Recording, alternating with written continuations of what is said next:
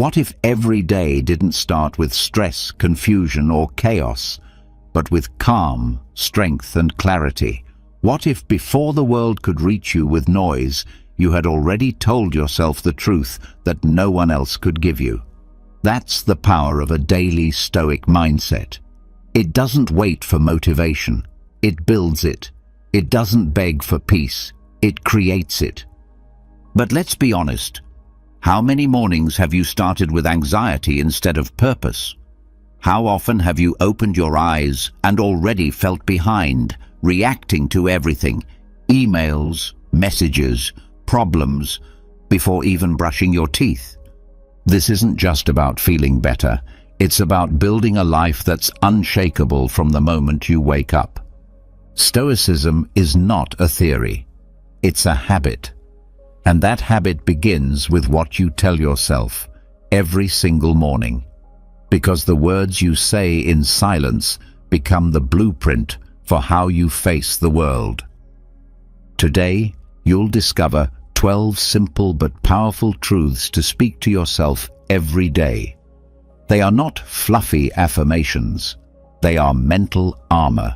They are reminders of what really matters and what you must never forget. So get ready, because once these words live inside you, your days will look different. Not because the world changed, but because you did. Before we begin, I want you to do something powerful. Write this in the comments. Starting today, I speak truth to my mind.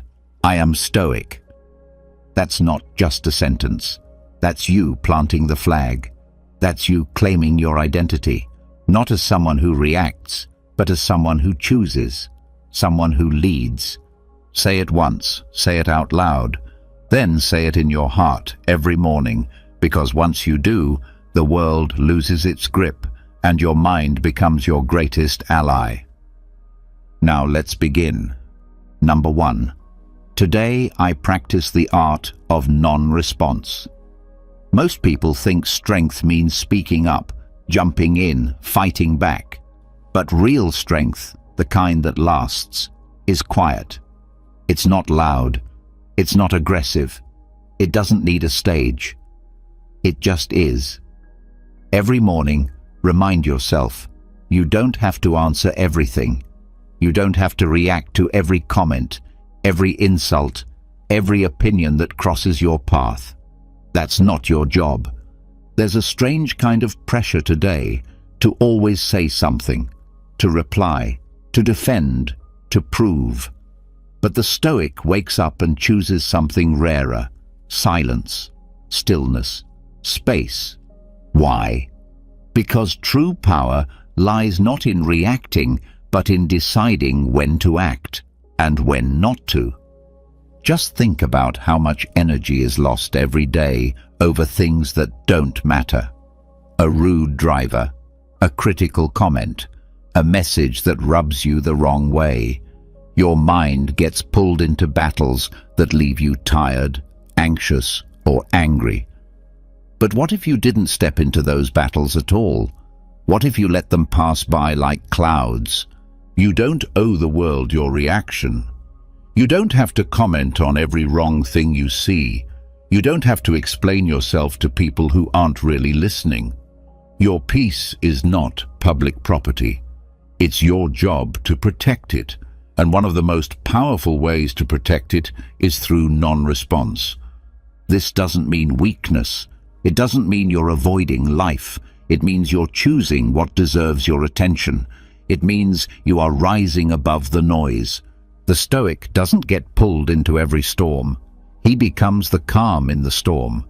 When someone insults him, he doesn't rush to defend his name, because he knows his character is not defined by someone else's anger. When someone tries to provoke him, he doesn't take the bait, because he understands most provocations are invitations to chaos. Decline the invitation. Ask yourself, how much peace have I lost by reacting to things that didn't matter in the long run? How many times have I fed a fire just because I felt I had to say something?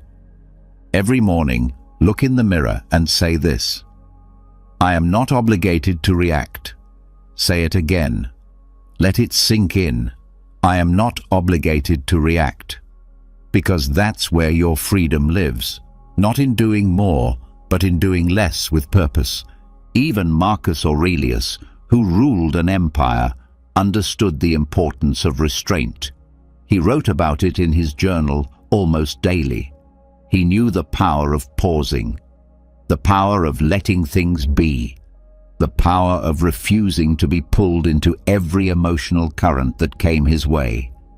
You're not on this earth to fight every fight. You're here to choose your battles with wisdom. And that wisdom begins in the morning when your mind is clear. So before the noise of the world reaches you, make a decision.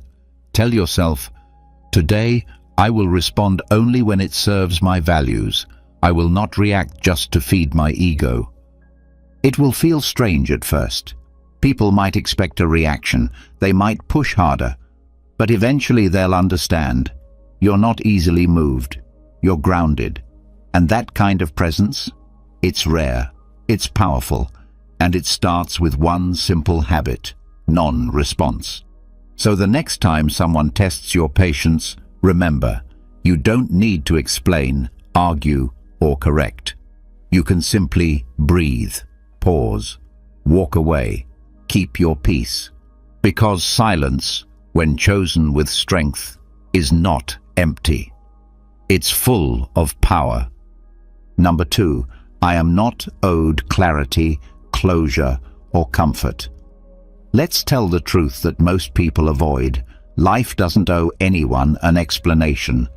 Not for why something happened, not for why someone left, not for why the future feels unclear. And yet, most suffering begins right there, in the demand for answers that may never come. You wake up some days and the mind is already searching. Why did that person hurt me? Why didn't that plan work out?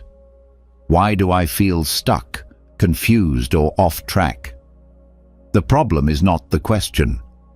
The problem is believing you must have an answer to move forward. But the Stoic thinks differently. The Stoic rises each morning knowing this. The path doesn't need to be well lit for me to walk it. The fog may cover the road, the sky may stay grey, and the story may never finish its sentence. And that's okay. Why? Because clarity is not a requirement for courage. Most people wait.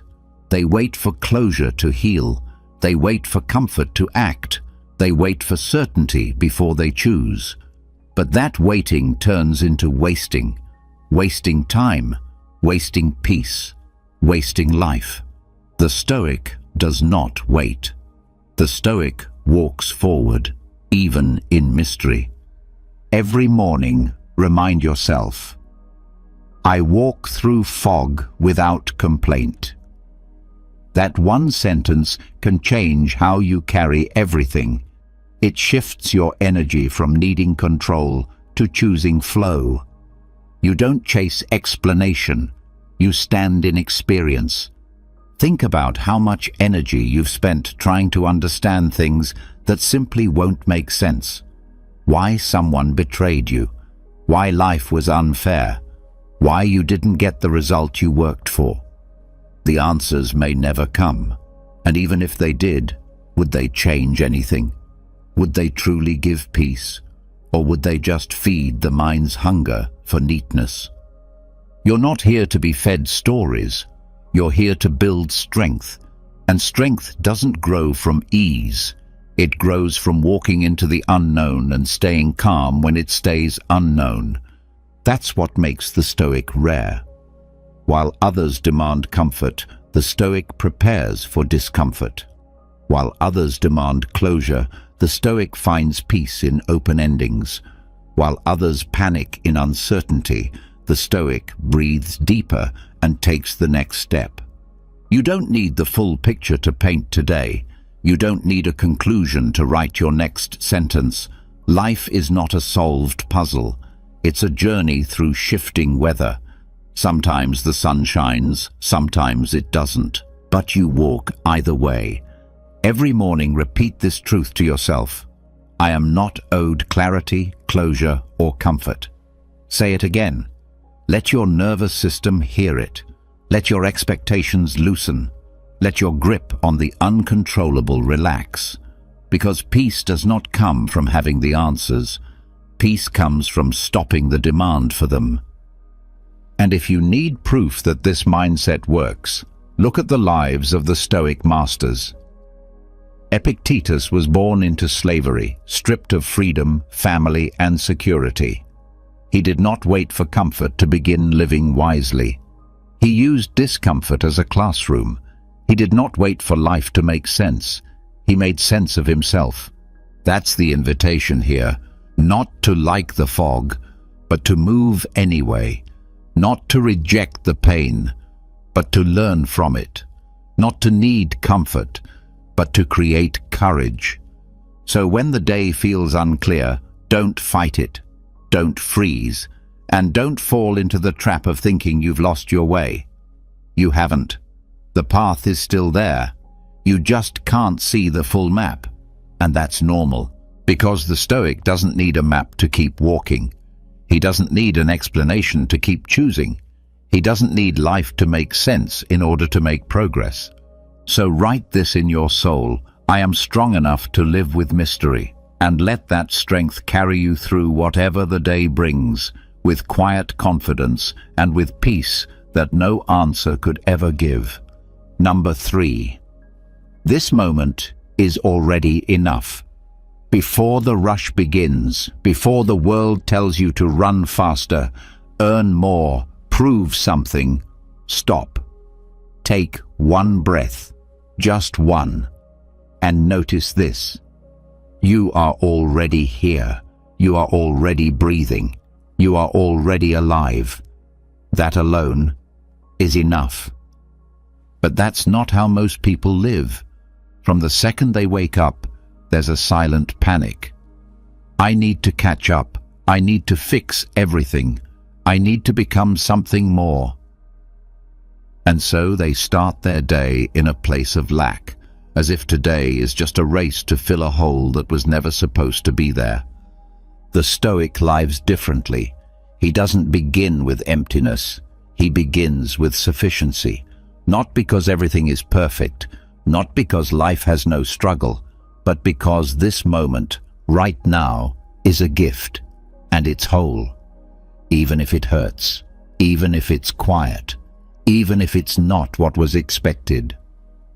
Most affirmations are about becoming stronger, becoming happier, becoming successful.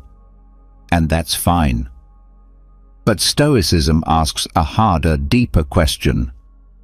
Before all that, can you honor what already is? When you wake up, try this.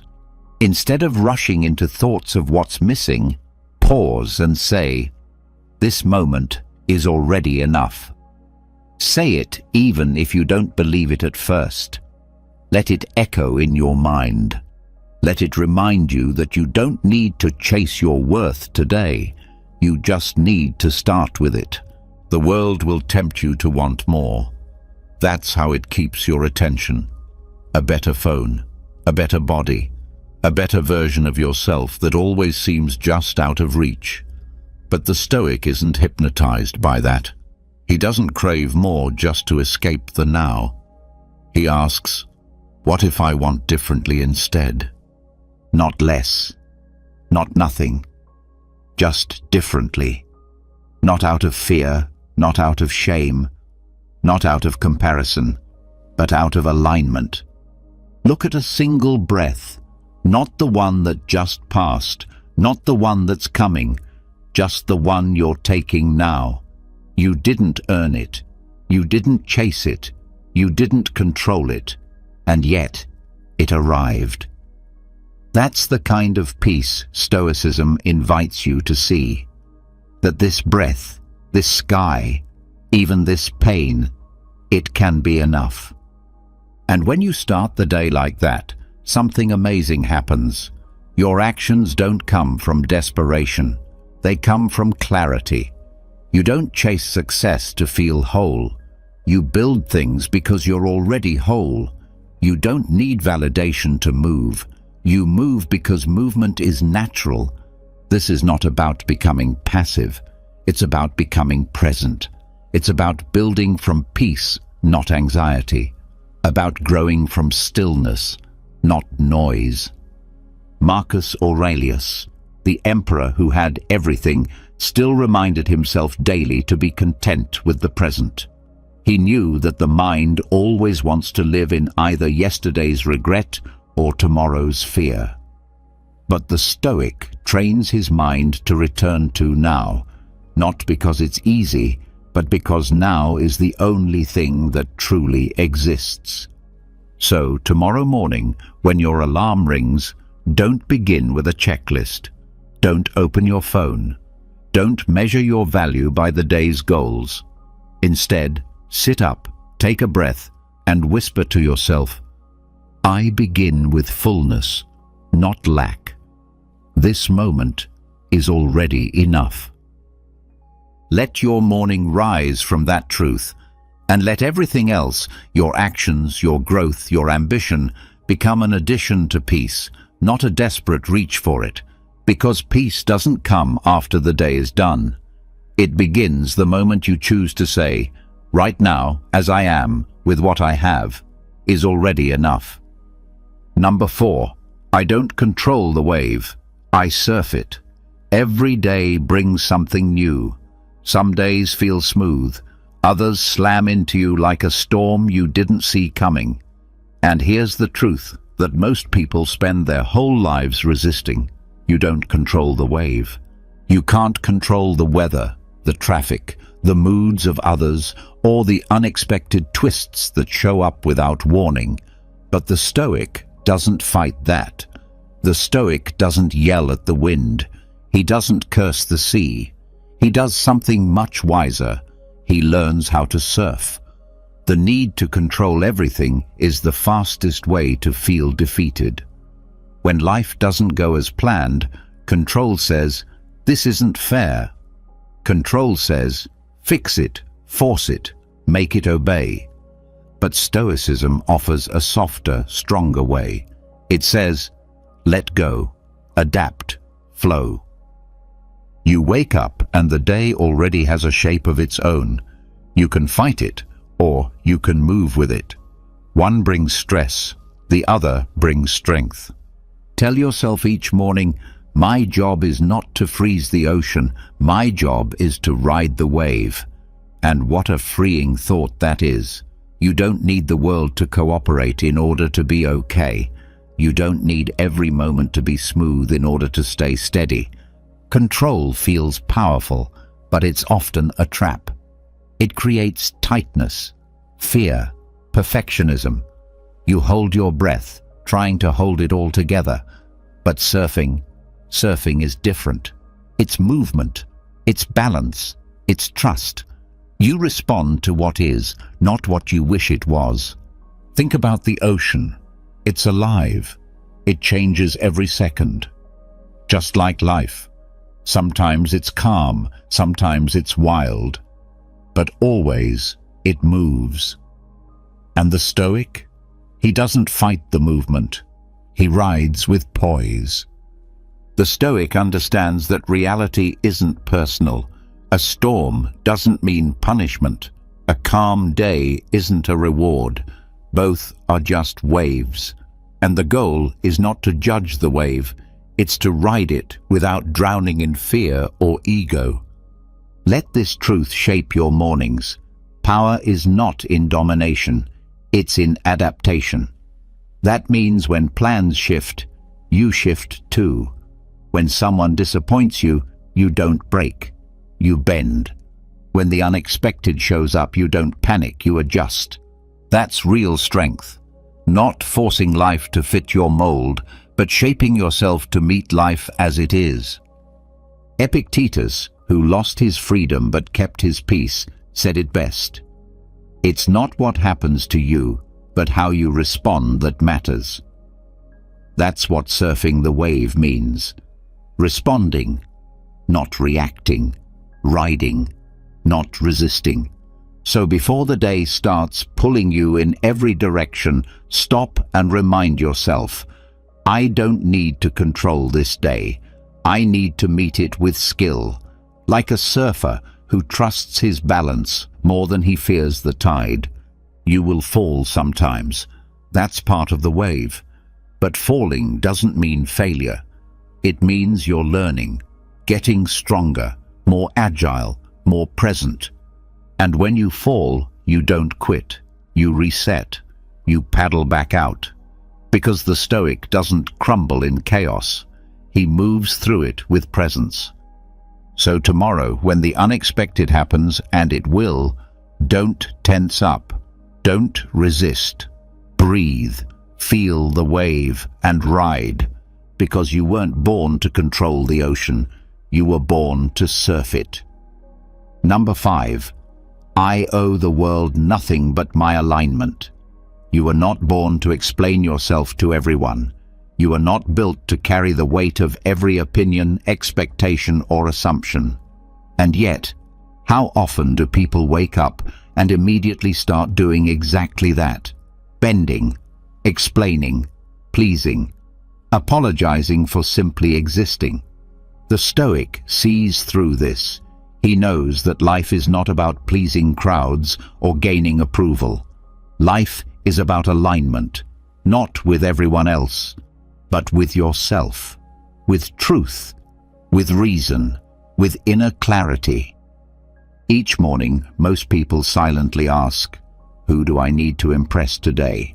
But the Stoic asks a better question, what values do I need to live today?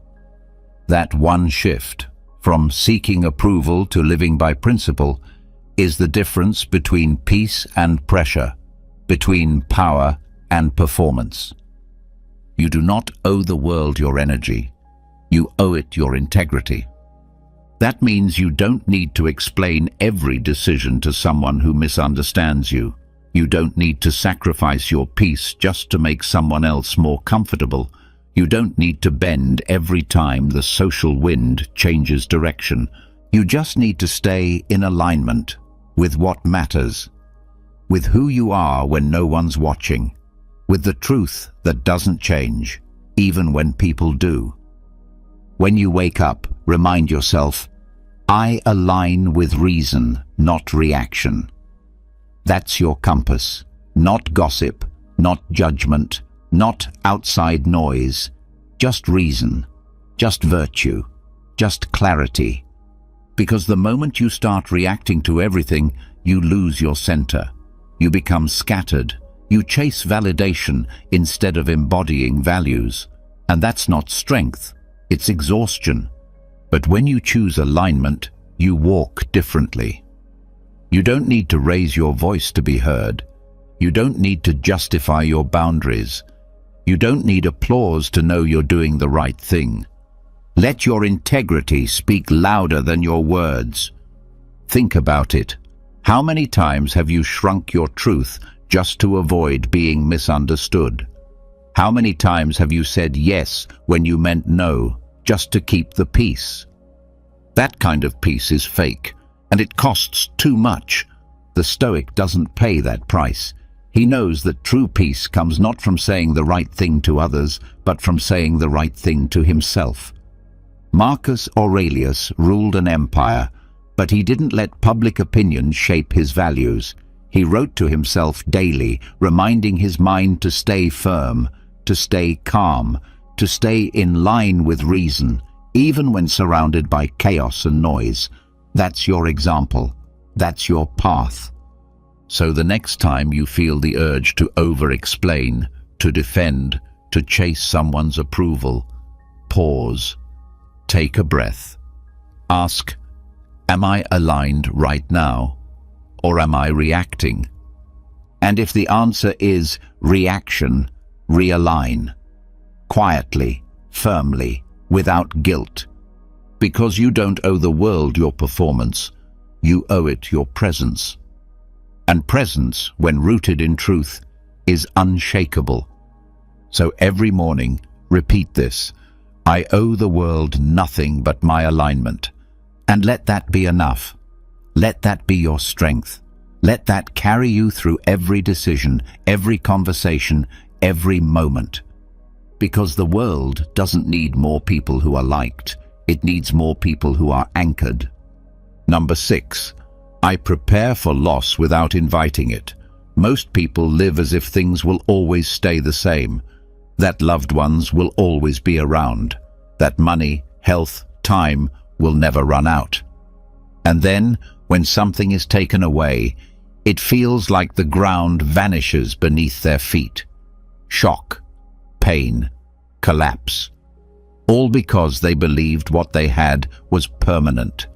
The Stoic sees it differently. The Stoic wakes up with a quiet awareness. Everything I have is borrowed, not in a bitter way, not in fear, but in deep appreciation. Because when you accept that things are temporary, you stop clinging and you start living.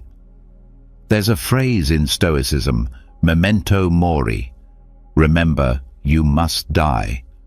Some hear that and think it's dark, morbid, but they miss the point. It's not about fear, it's about freedom. It's about walking into each day knowing that nothing is promised, not tomorrow, not even this afternoon. And from that truth comes a strange and powerful clarity. You don't have time to waste love, energy, or gratitude. The Stoic does not live in fear of loss, but he also doesn't ignore it. He prepares his heart, not to expect suffering, but to remain unbroken when it comes, because it will come. Loss is part of life, and preparation is not pessimism, it's wisdom. Each morning, remind yourself, I am strong enough to lose and grateful enough to still love. Let those words settle into your bones, because when you can say them with honesty, you begin to build a life that is not fragile, but anti-fragile. A life that doesn't break when shaken, but becomes stronger from the shaking. That's the goal, not to be untouched by grief, but to be unmoved by the fear of grief. You've already survived things you thought would destroy you. You've already faced endings you didn't ask for. And yet, here you are, breathing, growing, becoming wiser. So what makes you think the next loss will be any different? You'll face it, you'll feel it, but it won't destroy you. Because the Stoic doesn't avoid pain, he trains for it, quietly, daily, not with paranoia, but with presence. He looks at his loved ones and holds them closer, not tighter. He spends his time on what matters, not what distracts. He doesn't take joy for granted. He lets it fill him fully, knowing that it's a guest, not a guarantee. Seneca wrote that we suffer more when loss catches us by surprise. The solution? Don't be surprised. Be ready. Be clear. Be anchored. And that readiness changes how you love. It doesn't make you colder. It makes you warmer. It makes you more patient, more kind. Because you know, this moment might not come again. So instead of wasting it on ego, on arguments, on delay, you pour yourself into it, fully. That's what makes Stoic love different. It's not needy, it's not grasping, it's grateful. So tomorrow, when you open your eyes, don't just chase what's next. Pause. Look around. Say thank you for what is. And then remind yourself, I prepare for loss, not to live in fear, but to live in fullness. Because when you know everything is temporary, everything becomes sacred. Not in theory, but in action. That is the gift of memento mori. Not death, but depth.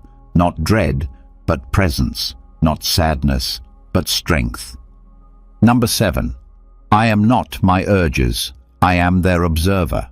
There's a moment, quiet, often missed, between feeling and reacting. Most people skip over it. They get angry and lash out. They feel desire and chase it. They sense fear and retreat. They never pause to ask, is this emotion me or just passing through me? But the Stoic knows better. The Stoic sees the space. He doesn't fuse with the feeling. He watches it, studies it, lets it rise, lets it fall. Because he knows, I am not my urges. I am the one observing them. This one shift, this simple moment of pause, is where all your power lives. It's where choice lives. It's where freedom begins. You are not your anger. You are not your cravings. You are not your anxiety, your jealousy, your pride, your sadness. You are the sky. Those things, they're just weather, temporary, moving, shifting, passing through. But most people never realize this. They get swept away by the storm and call it identity. I'm just an angry person. I'm too weak to resist. This is just who I am. No, it's not. That's just weather, and it doesn't define the sky. When you wake up, anchor yourself with this truth. I am not fused with my emotions.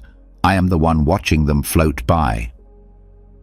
Picture your mind like a river. Thoughts, impulses, feelings, they're leaves floating on the surface. You don't have to grab every leaf. You don't have to jump into the river and drown in it. You can stand on the shore. You can watch. You can choose. That's what makes a Stoic powerful, not because they feel less, but because they react less. They see the craving rise, and instead of following it blindly, they examine it. Why do I want this? What happens if I don't act? They feel anger, and instead of exploding, they reflect, what's behind this feeling? Is it worth my peace? They feel fear, and instead of running, they ask, what am I afraid of losing? What story am I telling myself? This is what separates a master of the mind from a slave to the moment. Marcus Aurelius wrote about this constantly. He didn't pretend emotions didn't exist. He acknowledged them, and then chose reason over impulse. That's the practice. That's the path. So, in the heat of a moment, try saying this to yourself. This feeling is passing through me. I don't have to follow it. Say it when you're frustrated, when you're tempted, when you're overwhelmed. Even 1 second of separation is enough. Enough to breathe. Enough to reflect. Enough to choose something better. Because when you're not fused with your urges, you gain something rare, command over your life. And this is what Stoicism is about. Not suppressing feelings, but understanding them. Not ignoring emotions, but mastering your relationship to them. When you practice this daily, emotions lose their power to control you. Anger might still show up, but you'll see it coming. Desire might knock, but you won't automatically open the door. You become still inside, a witness, not a puppet. So tomorrow morning, before the day pulls you in every direction, repeat this quietly to yourself. I am not my urges. I am their observer. Then carry that clarity with you into every conversation, every temptation, every challenge. Because you were never meant to be driven by impulse. You were meant to guide it. And that's exactly what you're learning to do. One morning, one breath, one choice at a time. Number 8. I choose value over validation. The world is loud with opinions, social media, friends, family, strangers, all offering their applause or their disapproval. And it's tempting, so tempting, to live for that applause, to shape your day around approval, to build your actions around being liked, being accepted, being seen. But the Stoic doesn't chase validation. The Stoic chases value. That's the quiet truth most never discover. Validation feels good for a moment, but it disappears quickly. And when you live for it, you end up performing, not living. Ask yourself this: How many times have you done something just to be praised for it? How many times have you hesitated, held back, or changed your direction, not because it was wrong, but because it wouldn't be popular? That's how peace gets stolen, slowly, subtly, one small performance at a time. But every morning the Stoic asks a different question. What is useful, not just praised? Not, will they like this? Not, will I go viral? Not, will this impress someone? But, will this matter? Will this align with my principles, even if no one claps? Because there's something sacred in living by value. It lasts. It builds something real inside of you, something that applause can never reach. Validation is external, temporary, addictive, but value is internal, enduring, freeing. When you wake up, ground yourself in this truth. Today, I serve my principles, not my popularity. Let that sentence become your filter for everything you do. When you speak, ask yourself, is this true? Is this kind? Is this useful? Not, will this make me look good? When you act, ask, does this build something meaningful? Not, will they approve? When you create, ask, is this aligned with my purpose? Not, will they like me more if I do it this way? Because chasing validation is a trap that never ends. No amount is ever enough. You get one like and you need 10 more. One compliment and you crave another. You become dependent on something you can't control, and that's the opposite of freedom. The Stoic breaks that cycle. He chooses what is right, not what is liked. Marcus Aurelius never asked for recognition. He led by example, not by ego. His journals were never meant to be read by the world. They were written to train his own soul. That's real strength, doing the work even when no one's watching, saying the hard truth even when no one cheers, staying loyal to your values even when you stand alone. That's what it means to serve value over validation. It won't always feel good. Sometimes you'll be misunderstood. Sometimes people won't notice. Sometimes they'll disagree. Let them. That's not your job. Your job is to act with virtue, to build something meaningful, to walk your path without constantly looking sideways. So tomorrow, when the world starts tugging at your ego, pause and remind yourself, I don't need to be seen. I need to be solid. And then move. Quietly, clearly, courageously. Because popularity fades, applause fades, even memory fades. But value? Value echoes. Value builds legacy. Value becomes the part of you that no one can take away. So choose it every single day, even when it's quiet. Especially when it's quiet, because that's when the choice matters most. Number 9. If today is my last, I've already won. Stop for a second. Let this question settle in your chest, not your mind, but your chest. If today were the end, would it be enough? Most people avoid that question. It's uncomfortable. It makes them shift in their seat. It forces them to confront how much of their life is built on delay. Delaying joy, delaying truth, delaying action, all under the false promise that tomorrow is guaranteed. But the Stoic? The Stoic faces it head on. He looks the end straight in the eye, not with fear, but with peace. Because he's not here to run from death. He's here to live in a way that makes death irrelevant. When you wake up, say it. If today is my last, I've already won. Not because everything is perfect, not because every dream came true, but because you lived on purpose. You said what mattered. You loved who mattered. You acted with presence instead of postponement. This mindset changes everything. It burns regret to the ground. It takes away the power of worry. Because what is there to worry about when you've already made peace with the most final thing of all? This is not recklessness. This is not nihilism. This is liberation. When you know that time is short, you stop wasting it. You stop hoarding your best words, your boldest ideas, your truest self. You give freely. You show up fully. Think of the way people live when they believe they still have time. They postpone the apology. They delay the dream. They say, someday, like it's a promise written in the sky. But someday is smoke. It vanishes when you reach for it. So the Stoic doesn't wait for permission. He lives now. He speaks now. He loves now. Marcus Aurelius, Emperor of Rome, wrote in his journal, "You could leave life right now. Let that determine what you do, say, and think." Not to scare himself, but to sharpen himself.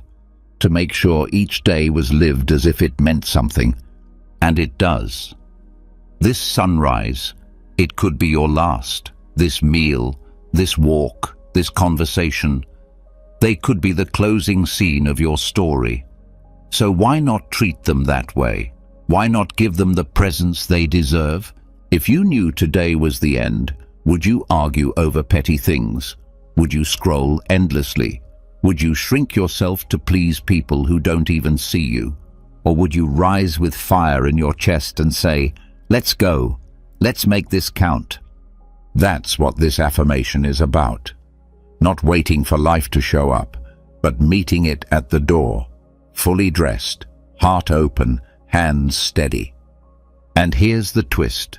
When you live as if today is your last, you actually start to live longer. Not in years, but in depth, in richness, in meaning. Because every moment becomes sacred. Every gesture becomes full. Every breath becomes enough. So tomorrow morning, say it out loud. If today is my last, I've already won. Then walk into the day like it's a gift. Speak like your words are your legacy. Love like there's no second take. Act like your time matters, because it does. And if the sun sets and you get another chance tomorrow, beautiful. But if it doesn't, you'll know this. You didn't waste it. You didn't wait. You lived. And that means you already won. Number 10. I suffer more in imagination than in reality. You wake up. The sky is quiet. The room is still. But inside your head, a storm is already brewing. Thoughts start racing. What if I fail today? What if that conversation goes badly? What if I lose what I love? What if, what if, what if? Nothing bad has actually happened yet. The day hasn't even begun, but your mind is already bleeding, not from reality, but from imagination. Seneca, one of the wisest Stoics, said it clearly. We suffer more often in imagination than in reality. And he wasn't wrong. Most of the pain people feel isn't from what's actually going on. It's from the story they're telling themselves about what might go on. And that story? It's usually a lie. Think about how many hours, days, even years of your life have been stolen by fear of things that never happened. You feared rejection and were never rejected. You feared failure and succeeded. You feared embarrassment and no one even noticed. And yet, the damage was real. Not because the event happened, but because you rehearsed it so many times in your head, your body believed it already had. The Stoic doesn't allow that. He scans his mind like a soldier checks his gear before battle. He looks for hidden traps, illusions, fear disguised as logic. He asks himself, what fear have I built today that does not exist in reality? And then he demolishes it. That's your task every morning. before you check your phone, before the news feeds you anxiety, before your to-do list screams for your attention. Take a quiet moment and do a scan. Ask, what am I worried about today that hasn't even happened? What pain am I carrying that only lives in my mind? What worst-case scenario am I rehearsing like it's a script I'll be forced to perform? And once you see it, kill it at sunrise. Don't let it grow. Don't let it take root. Because if you don't challenge your thoughts, they will own you. They will paralyze you. They will drain your peace before your feet even touch the floor. You are not your thoughts. You are the one watching your thoughts. And if a thought brings fear, heaviness, dread, examine it. Test it.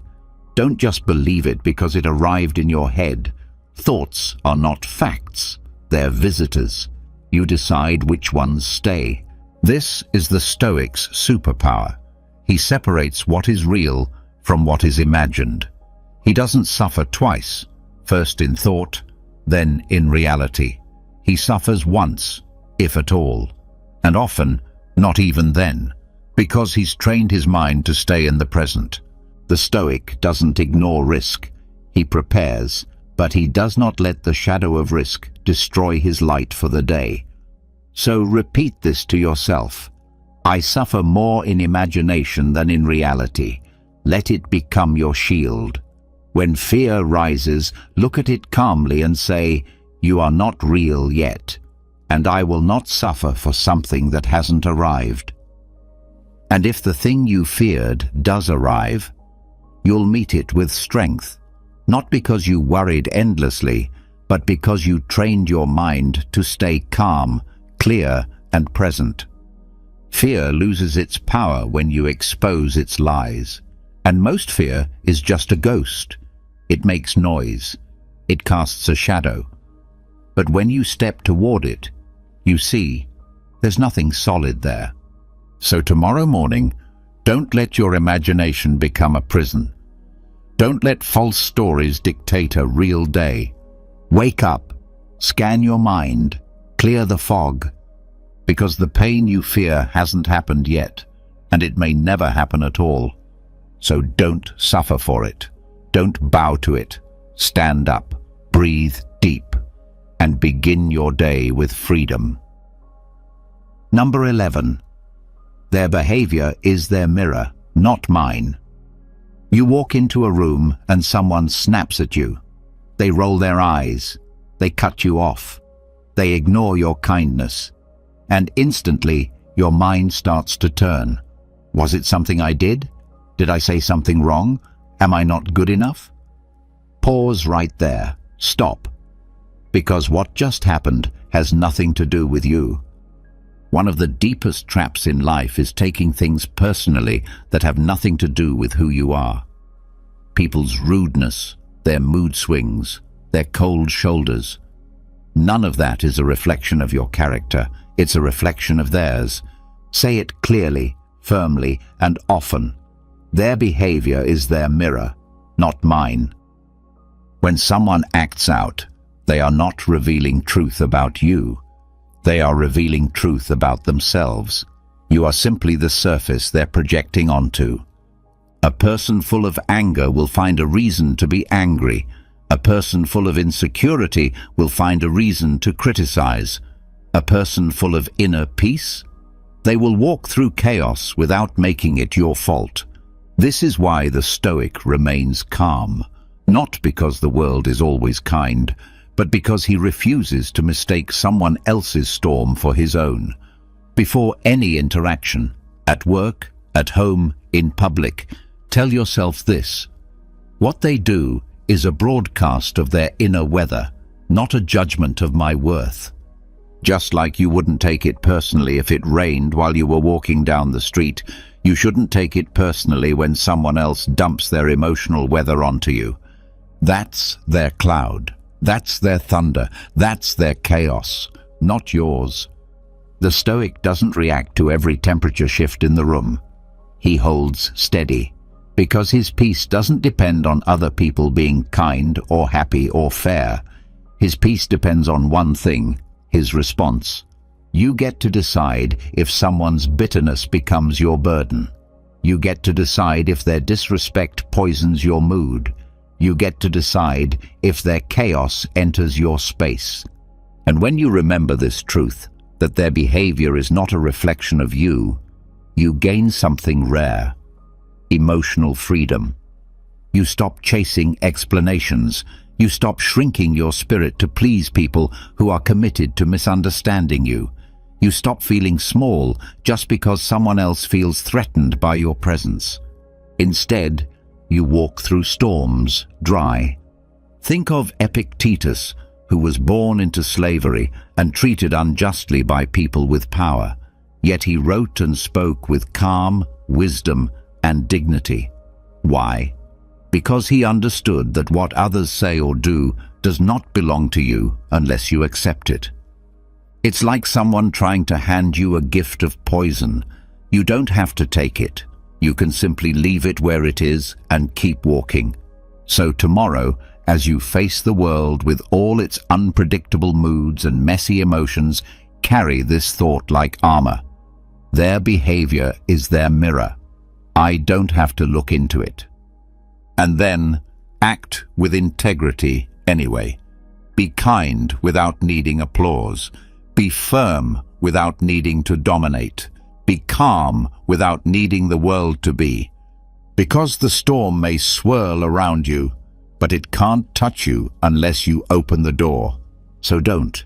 Stay dry, stay still, stay strong, and let the world do what it does while you do what you choose to do.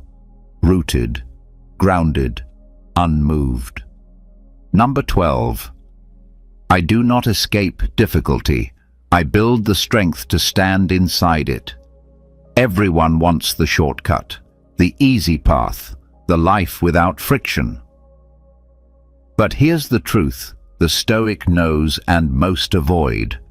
The hard road is the real road. Discomfort isn't your enemy, it's your trainer. And every day, whether you notice it or not, life is putting you through a kind of gym, not for your body, but for your soul. Most people wake up and pray for ease, for everything to go smoothly, for the challenges to just stay away. But the Stoic wakes up and prepares differently. He says, "Let the day bring what it brings. I don't need it to be easy. I just need to be ready." Because comfort makes you soft. It teaches nothing. It builds nothing. But difficulty, that's where your real strength begins. Say this to yourself each morning: I don't seek to avoid the fire. I grow fireproof skin. That doesn't mean you chase pain. It means you train for it. You expect it. You respect it. You understand that challenge isn't an interruption of your path. It is the path. The Stoic doesn't run from difficulty. He stands inside it, not with panic, but with power. Because he knows resilience isn't given. It's built. Every hardship is a weight to lift. Every stressful moment is a rep. Every obstacle is a lesson in control, in poise, in grit. That's the mindset. That's the lens. So when something hard shows up, don't say, "Why me?" Say, "This is the moment I was made for." You want to be unshakable? Then stop asking life to be gentle. Ask yourself to be strong, not rigid, not cold, strong. Flexible like bamboo, grounded like stone, calm like still water in the middle of chaos. You want to grow? Then don't look for safety, look for capacity, the ability to carry more, to hold your center even as the world spins. Every day, life offers you the opportunity to train. A rude person? That's your patience drill. A failure? That's your humility workout. An unexpected change? That's your adaptability session. The Stoic doesn't skip leg day, and he doesn't skip soul day either. Because this life is not about escaping the burn.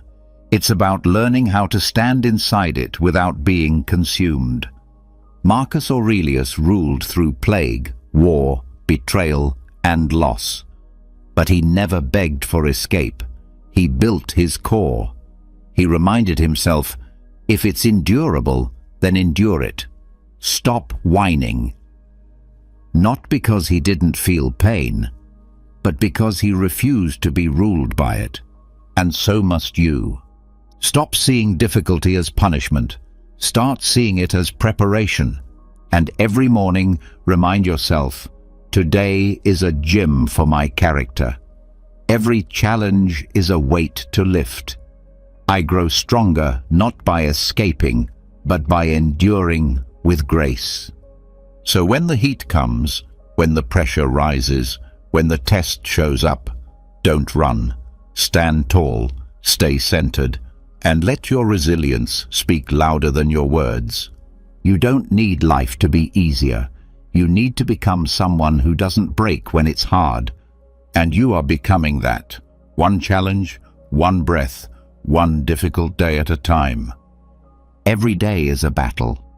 But the battlefield isn't out there. It's inside your mind. And the weapons you carry aren't loud or flashy. They're quiet truths, daily declarations, stoic reminders that shape your actions before the world gets a chance to. You've just walked through 12 of them. 12 phrases, 12 shifts, each one a thread that, if woven daily, can armor your soul against chaos. You don't need more motivation. You need more alignment. You don't need to fix everything outside. You need to fortify what's within. When you tell yourself, I don't have to react, I'm not owed comfort. I walk through mystery. I choose value. I stand inside the fire. You're not just speaking words. You're programming your philosophy. You're sculpting a mind that can't be shaken by moods, noise, or fear. So tomorrow morning, don't reach for your phone. Don't scroll. Don't start with distraction. Start with one of these 12 truths. Say it out loud. Say it like it matters, because it does. And now it's your turn. Drop a comment below with the one affirmation that hit you the hardest. Write it. Claim it. Let us know which line you're carrying into battle tomorrow. And if this gave you something real, something worth remembering, tap that subscribe button. There's more where this came from. This isn't just content. It's mental armor. Let's keep building it together. Have you ever felt like you were trapped in invisible chains, carrying the weight of the world on your shoulders, all because of emotional attachment? Imagine the sense of liberation that comes with breaking free from those chains, walking through life with lightness and clarity, focused only on what truly matters. In today's video, we'll discover how to turn attachment into strength and freedom, guided by the enduring wisdom of ancient Stoic philosophers. Prepare yourself for a transformative journey, one that changes how you perceive the world and your emotions. Together, we'll delve into the teachings of Marcus Aurelius and Seneca, learning the delicate art of letting go with balance, presence, and serenity. If you're ready to take that first courageous step toward a more centered and fulfilling life, you're in the right place. So let's begin. Let's begin with detachment in action. Real detachment starts not in theory, but in practice. To truly let go of past experiences, you must be genuinely willing to release them. That includes past relationships that still take up space in your heart and mind. It's like holding tightly to a rope until your hands ache, yet you're afraid to loosen your grip because you're unsure of what lies on the other side. But here's the truth. Letting go doesn't always mean falling. Sometimes it means your hands are finally free to reach for something far better. I learned this the hard way when I clung to a comfortable relationship simply because it felt safe. What I didn't realize at the time was that my attachment was closing doors to the greater joy and fulfillment that was already knocking. Here's another truth worth remembering. The fear of missing out is a trap. It's like scrolling through everyone else's highlight reels on social media, convincing yourself that you're missing out on life. But that's not real life. It's a carefully edited version designed to show perfect moments. The moment you stop obsessively watching other people's stories and start fully living your own, the fear of missing out begins to lose its grip. You don't need to know every detail of someone else's life to feel fulfilled. Being present in your own life and creating moments that matter to you, those are the things that truly count. The attachment to a false image of happiness can make detachment seem almost impossible. When you constantly compare yourself to others who appear to be living their best lives, it can feel like you're falling behind or that you'll never achieve what they have. But remember this, the grass only seems greener from a distance. That illusion of perfection in someone else's life can steal the joy from your own. It's like running endlessly on a treadmill, chasing a hologram. No matter how fast you go, you'll never reach it, because it isn't real. Detachment doesn't mean you're giving up on happiness. It means you're redefining what happiness means to you. To emotionally detach, embrace the Stoic principle of focusing only on what is within your control, your thoughts, your actions, and your personal growth. It's a powerful realization that no one's opinion, no past relationship, and no perfectly filtered image on social media has the authority to define your worth or your happiness. That awareness becomes your armor. It allows you to move forward without unnecessary emotional baggage, ready to experience life in its raw and unpredictable beauty, and open to the genuine and meaningful connections waiting ahead. So remember, letting go is not an ending.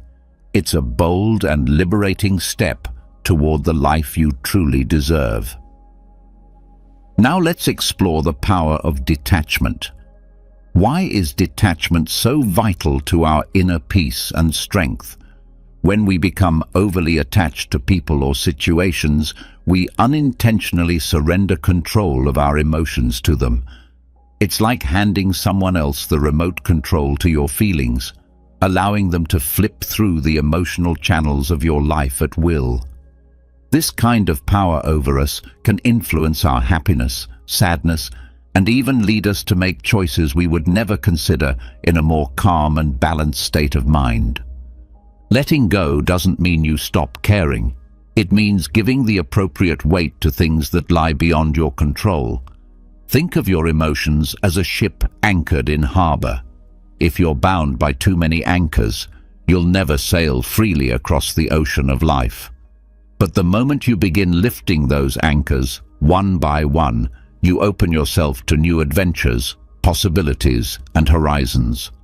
Stoicism teaches us to release those unnecessary anchors and navigate life with confidence and inner peace. Let's be practical. Begin by identifying who or what you are overly attached to. Then ask yourself why. Are you seeking validation? Are you afraid of being alone? Or is it something deeper? Understanding the root of your attachment is the first step in regaining control of your life and emotions. Now start investing your energy in activities that bring you true purpose and fulfillment. Practice gratitude. Reflect on your priorities. Meditate on what really matters. Always remember that true growth comes from within. When you focus on your own development and inner well-being, the need for external approval naturally starts to fade. Detachment allows you to truly value your own progress and to find joy in your personal journey. Achievements begin to feel more fulfilling when we learn to find joy in the small, quiet moments. Over time, this mindset builds resilience, enabling us to face life's challenges with calm and confidence. Trusting in this journey of emotional detachment is not a one-time decision. It's an ongoing process. But with each emotional anchor we release, we move a step closer to freedom. Freedom from emotional dependence and toward true inner peace. Navigate the vast ocean of life with courage, knowing that you hold the power to shape your own destiny. Understanding attachment is crucial. When we become deeply attached to something, it's often our ego that's leading the way. At our core, however, we are beings made of love. Think about a newborn baby, pure, joyful, and untainted by the complexities of ego. But as we grow older, the ego begins to assert itself, filling our lives with attachments. These attachments, whether to people, outcomes, or ideals, can blur our judgment and pull us away from our essence, which is rooted in love. It's important to remember that attachment is an ego-driven game, the very opposite of love and inner wholeness. When we step back and look at our desires and relationships through this lens, we start to recognize the unnecessary weight they carry. Now picture a life lived from a space of love rather than ego, a life where you are not desperately clinging to outcomes, to people, or to a sense of status. Living from love allows you to believe in abundance. It helps you trust that what is meant for you will naturally make its way into your life. This isn't about wishful thinking. It's about having a deep-rooted belief in your own worth and abilities. This belief gives you the strength to let go, to see attachments for what they are, anchors that limit your potential and keep you from fully exploring the vastness of who you truly are. Begin by recognizing these anchors. See that the fear keeping you tied to them often stems from your ego's craving for safety and external validation. Then shift your perspective. Understand that your worth is not connected to any specific attachment. At your core, you are enough. This realization doesn't happen instantly. It requires ongoing effort, a conscious and deliberate practice of choosing inner peace over the need for approval. Embrace the idea of abundance. When you release the fear of losing something or someone, the universe has a way of filling your life with even greater gifts than those you let go of. Detachment does not mean that you stop caring. It means that you understand on a deeper level. It means staying true to your essence and allowing love, not fear, to guide you. The path to detachment is one of transformation. It's about peeling away the ego to uncover the resilient, loving soul that exists within. It's about moving through life with lightness, free from the emotional burdens of attachment and ready to welcome new blessings with open arms and an open heart. The illusion of the ego is powerful. Often, our ego convinces us that we're not enough or that others have something we lack. It leads us to believe the grass is greener on the other side, causing us to become emotionally dependent on others in our search for validation. This illusion can push us to idolize others, placing them on pedestals as if they possess something magical or unattainable. Yet in life's most honest moments, we are reminded that no one has a golden ticket. We are all equally vulnerable and human. It's essential to confront this illusion and see it for what it really is, a mirage.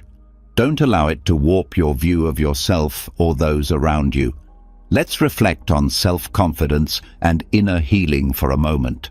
Reminding yourself that you are amazing, special, and unique is not arrogance. It's a healthy practice that nurtures self-worth and builds emotional strength. But this mindset should never lead you to see others as lesser or separate from yourself. It's not about comparison. It's about acknowledging that while our paths may differ, None is superior to the other. We are all threads woven into the same great tapestry of life, each one meaningful in its own way.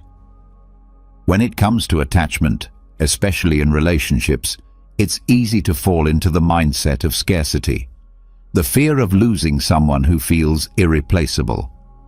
This fear is directly fueled by the ego, which feeds us narratives of lack and limitation. In truth, emotional detachment does not mean becoming cold or unfeeling.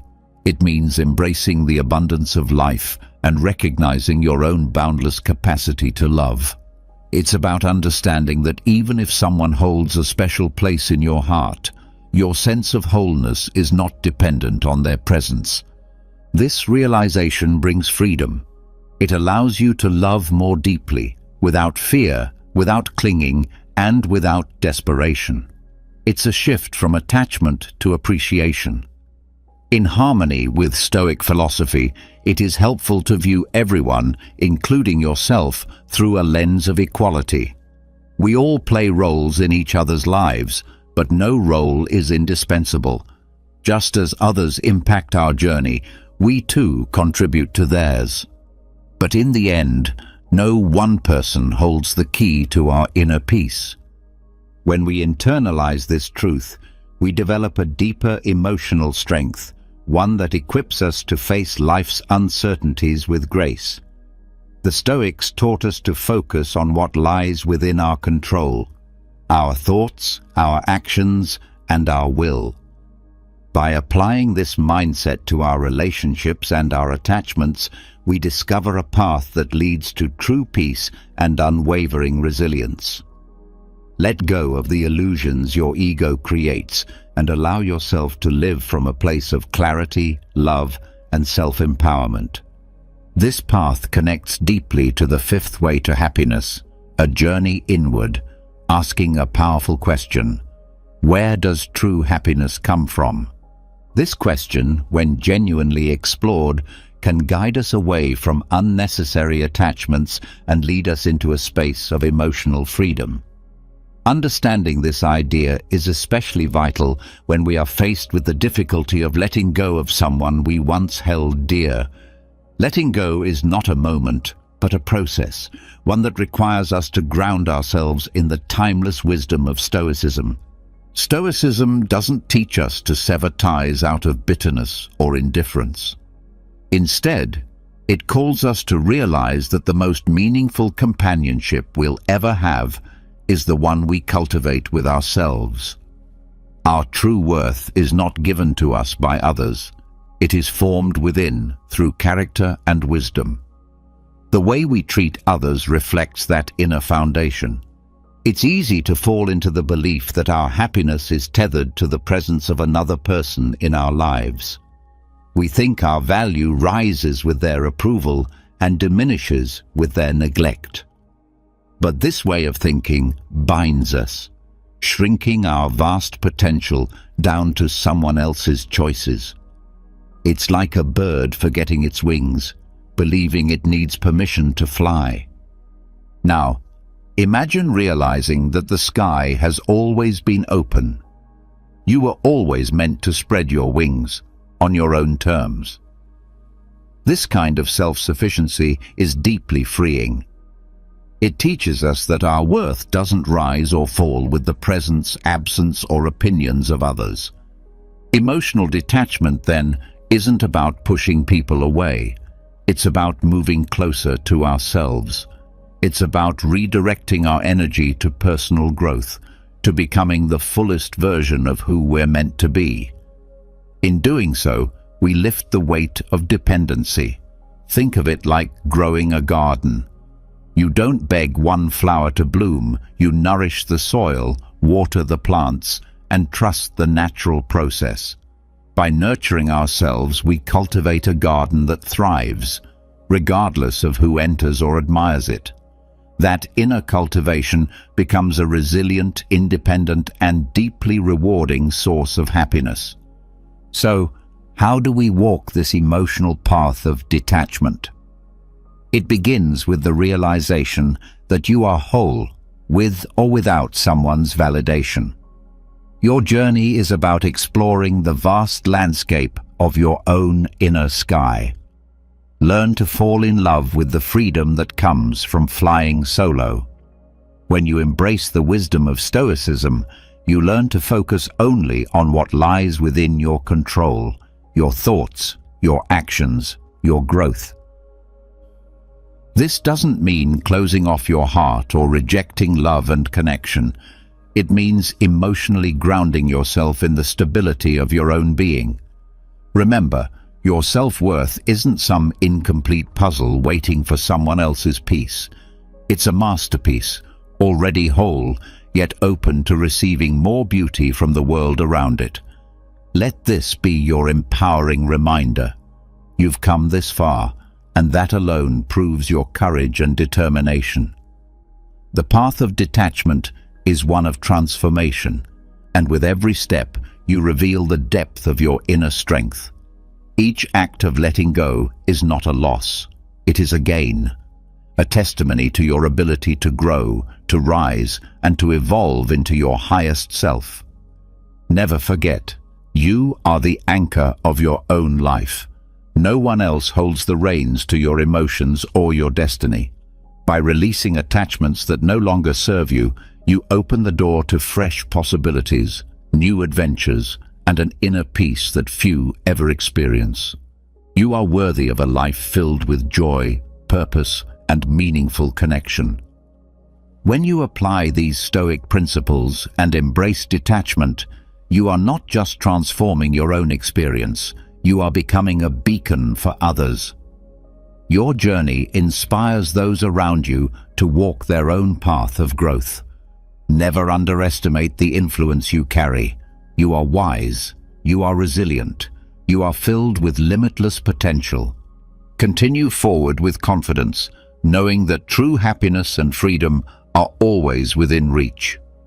If this message resonated with you, please support this journey.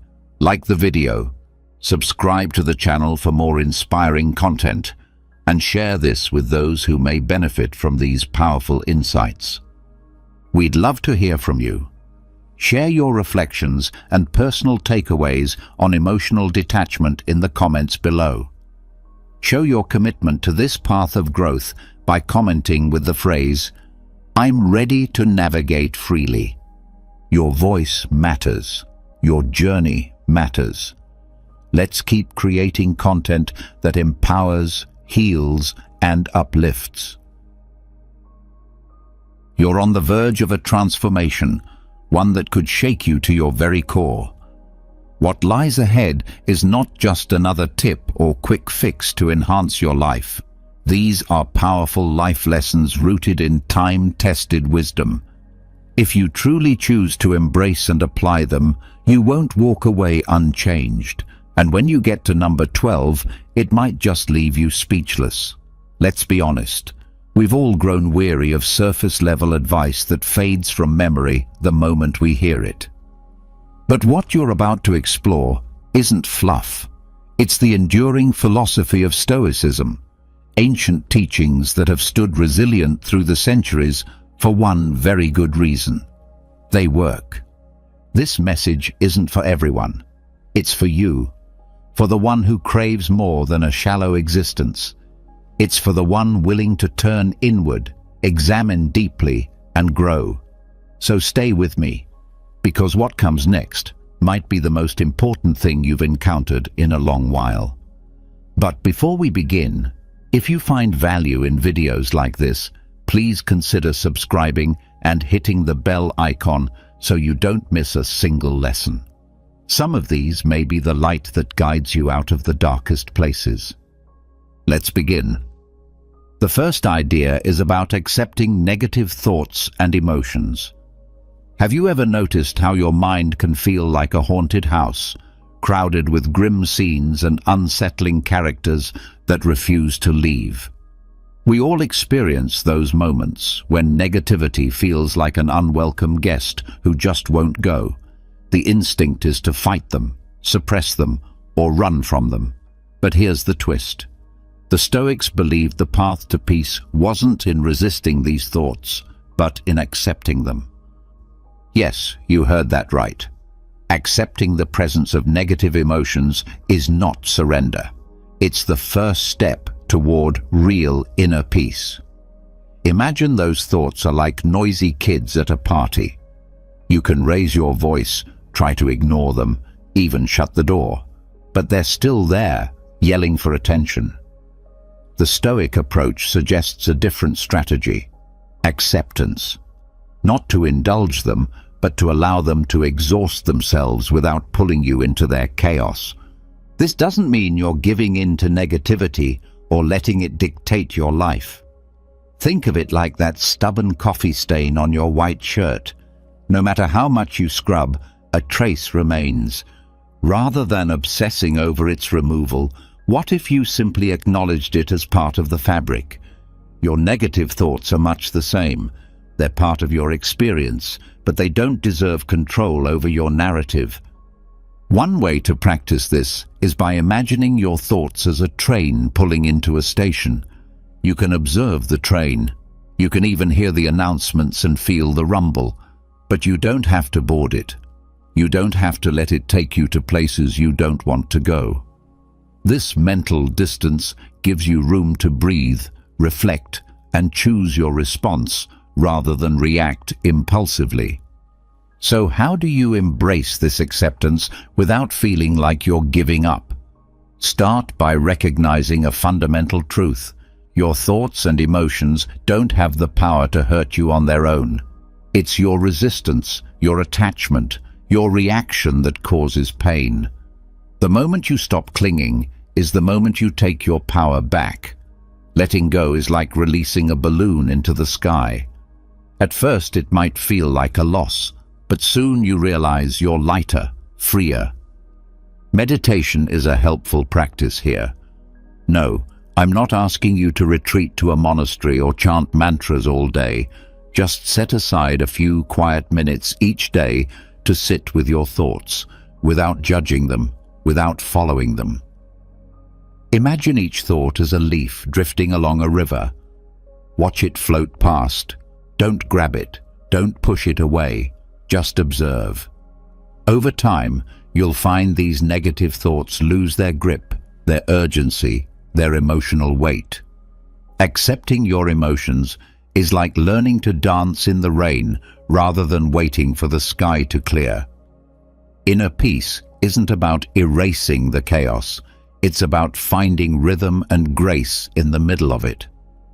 The next time those disruptive thoughts start shouting in your mind, remember, you are not defined by them. You are the observer, not the captive. As one Stoic saying goes, true peace is not the absence of storms, but the ability to remain calm amidst them. Now let's explore the importance of making time for reflection. Have you ever felt like a sponge, soaking up every bit of stress and tension around you? You wake up, face the daily grind, and end up carrying emotional baggage that doesn't even belong to you. It's no wonder you feel overwhelmed. Life doesn't slow down on its own. If you don't hit pause from time to time, the chaos will drown you. Reflection isn't just some trendy self-help buzzword. It's a life raft in turbulent waters. Imagine your mind is a control room packed with screens, each one flashing with negative headlines, opinions, and noise. The more screens you activate, the more anxious and lost you feel. You can't shut off the world completely, and you don't have to. What you can do is choose which screens to focus on. Stoic philosophy reminds us that peace is not found by avoiding the storm, but by learning to walk through it without losing your direction. Taking time to reflect is like building a quiet shelter amidst the wind and rain. It doesn't mean you isolate yourself from reality. It means you carve out a mental space where you can breathe, observe, and evaluate your thoughts without getting swept away. Try it. Step away from the constant stream of notifications, toxic news, and draining conversations, even if just for a few minutes each day. It's like wiping off an old compass that's been buried under dust. Suddenly, you can see where you're going again. Turn off the noise, sit in silence, and observe your thoughts as if they were drifting clouds. Don't argue with them. Don't chase them. Let them pass. You'll soon find your mind becomes clearer, more still, and more manageable. This small act of reflection builds inner peace. It allows you to make choices based on clarity rather than chaos. But don't expect this to work overnight. Peace is like a garden. It takes time, attention, and care. But if you stay consistent, you'll come to feel at home within yourself. And when the world throws criticism or negativity your way, you'll remember that your true strength lies in your ability to preserve that calm center within you. Your mission, should you choose to accept it, is to protect this space of reflection. Don't let external noise determine your internal state. Even when everything around you seems to be falling apart, your ability to return to this stillness will carry you through. Inner peace doesn't mean escaping life. It means being the captain of your own ship, steering confidently even through the roughest seas. As Carl Jung once said, peace is not found in the absence of chaos, but in the ability to remain centered in the heart of it. And now, let's talk about gratitude. We've all had those mornings when everything feels like it's going wrong.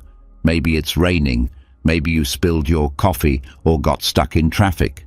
Maybe the whole universe seems to be plotting against you. In those moments, it's easy to fall into a pit of complaints, frustration, and self-pity. But what if instead you paused and took a moment to notice what's still going right? This might sound like the advice of an optimist, but let me tell you a secret. Gratitude is far more powerful than people give it credit for. The ancient Stoics knew this.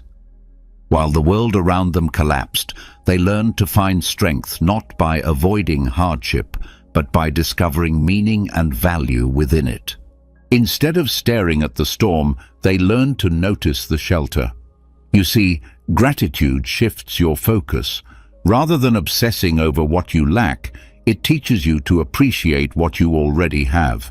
Life gives us all a toolbox. Sure, maybe yours doesn't have the hammer you wanted, but have you noticed the screwdrivers, pliers, or other tools that are already within your reach?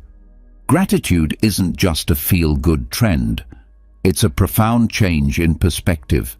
And yes, it takes effort.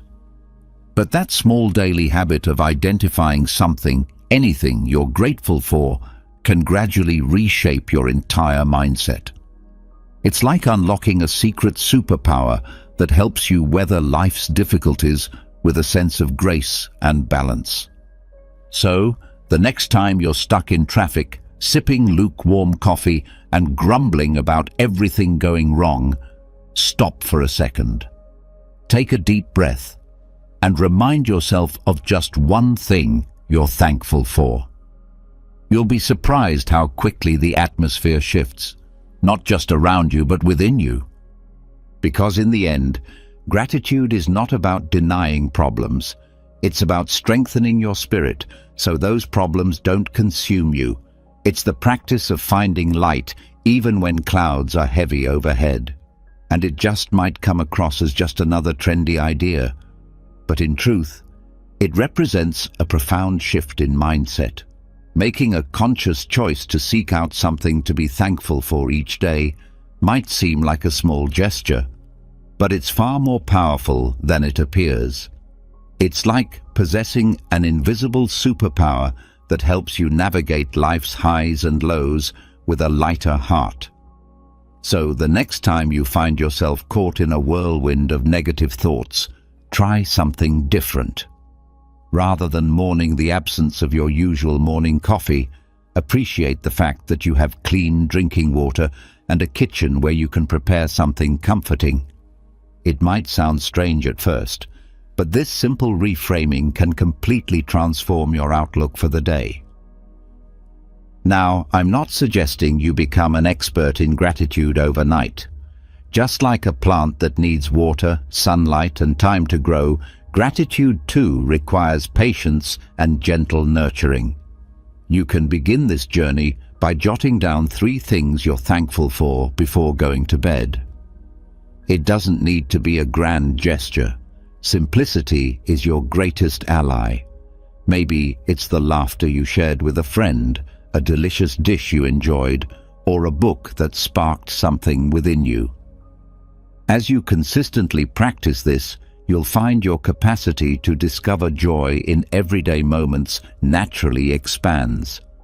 Gratitude isn't a placebo, nor is it about ignoring life's real struggles. It's a powerful anchor that helps you remain steady in the face of any storm. By directing your attention to what is good, even in the middle of chaos, you gift yourself a calmer heart and a more joyful spirit. If you can find even a sliver of something to appreciate, then you always have a reason to smile. Believe me, gratitude won't erase your problems, but it will reframe those tough moments as opportunities to uncover what truly matters. Let's now talk about leading a good lifestyle. There's this persistent belief that you can be completely in control of everything and still totally at ease. But that idea is more myth than reality. It's like trying to hold water in your hands. Still, what if I told you there's a way to get closer to that inner calm, and it doesn't require retreating into a cave or becoming a yoga master? The truth is, a good lifestyle isn't built on one magical formula. It's a blend of simple, often overlooked habits. Let's begin with food. Sure, eating an apple a day won't make you invincible, but it's a great place to start. Think of your body as a finely tuned machine. When you fuel it with real, nourishing food, it just works better. And no, I'm not talking about those triple-shot espressos that keep you buzzing into the early morning hours. I'm talking about fruits, vegetables, proteins, and plenty of water. It's like building a house. If you use high-quality materials, the structure lasts longer. This isn't about giving up chocolate or fries forever, but about finding a balance and giving your body what it truly craves. Because honestly, if all you eat is fast food, your body will end up feeling like an old, worn-out car that can't even be jump-started. Now, onto exercise. It's easy to declare, "I'll hit the gym," but the couch often wins that battle. But moderate exercise isn't about marathon training, it's about consistency. A daily walk, a few minutes of yoga, these small movements do wonders. Think of exercise as the oil that keeps your internal machinery running smoothly. Without it, things start creaking and breaking down. You don't need to be an Olympian, just someone who chooses to move a bit more each day. A little sweat can be the best remedy for stress and anxiety. And then there's sleep, perhaps the most underrated element in modern life. Getting 7 to 8 hours of solid rest each night is like pressing the reset button on your body and mind. If you're staying up all night and still expecting your brain to function like a well-oiled machine the next day, you're setting yourself up for disappointment. It's like trying to charge your phone with a frayed cable. It just doesn't work.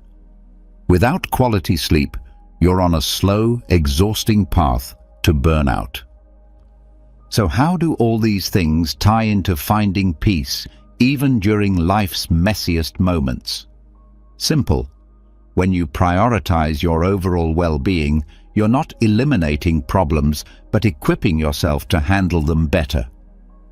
A balanced diet, regular movement, and enough rest create a strong foundation, a kind of invisible armor that helps you face life's storms with resilience. You don't need to follow Stoic philosophy to live well, though it certainly doesn't hurt. All it really takes is a bit of common sense. When you treat your body and mind with care, life starts to respond in kind. Inner peace isn't some unreachable dream, It's the result of practical, everyday choices. And if someone tells you otherwise, they probably haven't experienced the quiet magic of a full night's sleep and a nourishing meal. As Brian Tracy once said, "Peace isn't a destination. It's the steady balance we create each day through mindful decisions." Have you ever noticed how unnecessarily complicated we tend to make our lives? Think about it. Those piles of paperwork, endless social commitments you barely remember agreeing to, and a daily routine that feels more like a series of hurdles than a walk in the park. Wouldn't it be amazing to strip all that back and create more space for what truly matters to you? Let's take a look at how Stoic philosophy can guide you towards simplifying your life, and in doing so, help you experience peace in any situation. Now, don't get it twisted. Simplifying doesn't mean shirking your responsibilities or retreating into isolation. It's more like doing a massive favor for your already exhausted mind. Imagine your life is like a cluttered closet, jam-packed with clothes you never wear, gadgets you forgot you bought, and paperwork that probably belongs in the recycling bin. Wouldn't it feel incredible to clear all that out? Though Stoicism may sound like something ancient monks practiced, it's actually incredibly practical. At its core, it teaches us to invest our energy only into what we can control. So if you're wondering where to begin simplifying your life, start with this question. What can I adjust to make my daily experience less overwhelming? First, take stock of your commitments. Are there social events you attend out of habit rather than joy? Or work projects that drain you without offering real satisfaction? Sometimes, it's like realizing those ugly shoes at the back of your closet are just wasting space. It's okay to let them go. Next, set boundaries. If you're always available for everyone and everything, you'll eventually feel depleted and resentful. Learning to say no, as simple as it sounds, can be one of the most empowering habits you develop.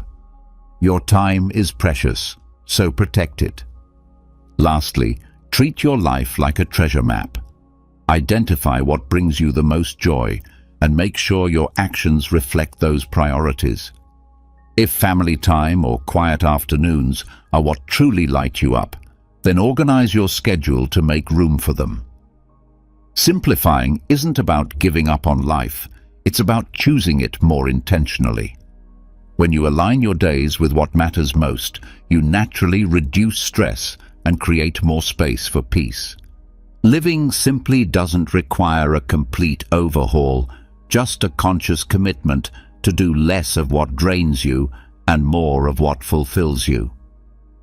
Apply Stoic wisdom by focusing on what you can control and releasing what isn't worth your energy. Imagine the relief of living with less clutter, fewer distractions, and more calm. Sounds pretty great, right? So the next time you feel like life is too much, remember, simplifying is your way of hitting the pause button and choosing peace. Let go of the excess and embrace what's essential, because in the end, living peacefully in any situation starts with living simply and authentically. As Oscar Wilde wisely put it, simplicity is the ultimate expression of refined living. Has this ever happened to you? You do something kind for someone, full of good intentions, and then you find yourself silently waiting, like a kid in front of the Christmas tree, hoping for a return gesture. If you've ever caught yourself thinking that karma or the universe owes you something, then welcome to the club. But before you drown in frustration and disappointment, let's take a moment for a little honest reflection, with a touch of humor. Picture this: you walk into a store, thoughtfully pick out a gift for a friend, wrap it with love, and deliver it with a warm smile. But the next day, your friend doesn't show up with a brand new sports car to say thank you. would you feel cheated? If your answer is yes, then it's possible you're confusing heartfelt acts with transactional exchanges. Life, especially when it comes to human relationships, isn't like the stock market. You can't trade kindness for rewards like you're dealing shares. If that's your approach, then what you're doing isn't really generosity. It's an emotional investment with strings attached. And let's be real, the Stoics didn't gain their timeless wisdom by investing in emotions or playing the game of expectation. True Stoic virtue lies in doing the right thing simply because it aligns with your values, not because you're hoping for applause or a pat on the back. When you act from the heart, expecting nothing in return, you're not just helping someone, you're gently unraveling the knot of anxiety that builds up when every action hinges on receiving something in return. If every kind gesture becomes a transaction in your mind, then peace of mind will always be just out of reach, fragile and temporary, like a castle made of sand. The Stoics remind us that true strength comes from acting in accordance with our principles, not in chasing validation. But, let's be real, this way of thinking doesn't come naturally. It takes practice. Try imagining that every time you do something kind, instead of awaiting a thank you or a favor in return, you find joy in the act itself. It becomes like a hobby, altruism for the soul. Sure, at the beginning you might feel like a fisherman casting your net into the sea, waiting for it to come back with some sign of gratitude. But in time, you'll discover that the real reward is something much deeper, the quiet satisfaction of knowing you acted with integrity. If you're feeling let down because someone didn't reciprocate your kindness, remember, that disappointment doesn't define the worth of your actions. Real fulfillment doesn't come from what you receive, but from the inner knowing that you stayed true to your best self. It's like exercising, not because you want a medal, but because you value health and well-being. And if you're waiting for the universe to reward your efforts, well, you may be waiting for a long time. So, the next time you're faced with the choice between giving freely or giving with strings attached, remember this: inner peace is found in the act of giving itself, not in hoping for something in return. Give from your heart. And if life decides to surprise you with a reward, then great. If not, at least you'll have the quiet pride of knowing you acted as the best version of yourself. As Gandhi once said, true peace doesn't come from what we receive, but from what we give freely, without expectation. Have you ever felt like you're stuck between a past you can't change and a future you can't predict? Like life itself is on pause, and you're waiting for some invisible signal to finally allow yourself to relax and live. If that hits home, you're definitely not alone. So many of us drift through the day caught between regrets about yesterday and worries about tomorrow. But what if there's a way out of that loop? The answer is surprisingly simple: live in the present. That timeless sacred space that so many spiritual traditions praise, the now. I get it. It sounds like another overused self-help mantra. But trust me, it's more than that. Picture the past as an old friend who won't stop bringing up memories you've outgrown, pulling you back into stories you no longer want to relive. Meanwhile, the future is like a whimsical child, always promising magic and success, yet never delivering on time. And while you're tangled up in both, you completely miss the only thing that really exists, this moment, right now. Stoic philosophy offers a powerful reminder: accept what you can't change and focus on what you can control. Marcus Aurelius, one of the wisest Stoics, said that the key to happiness is letting go of expectations about the future and embracing the present with calm acceptance. Why not bring a bit of that timeless wisdom into your everyday life? To truly experience the present, start with something as small as practicing mindfulness. And know You don't need to become a Buddhist monk or a meditation expert.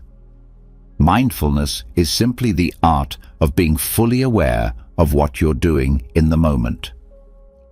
Think of the joy you feel when you slowly savor a delicious meal.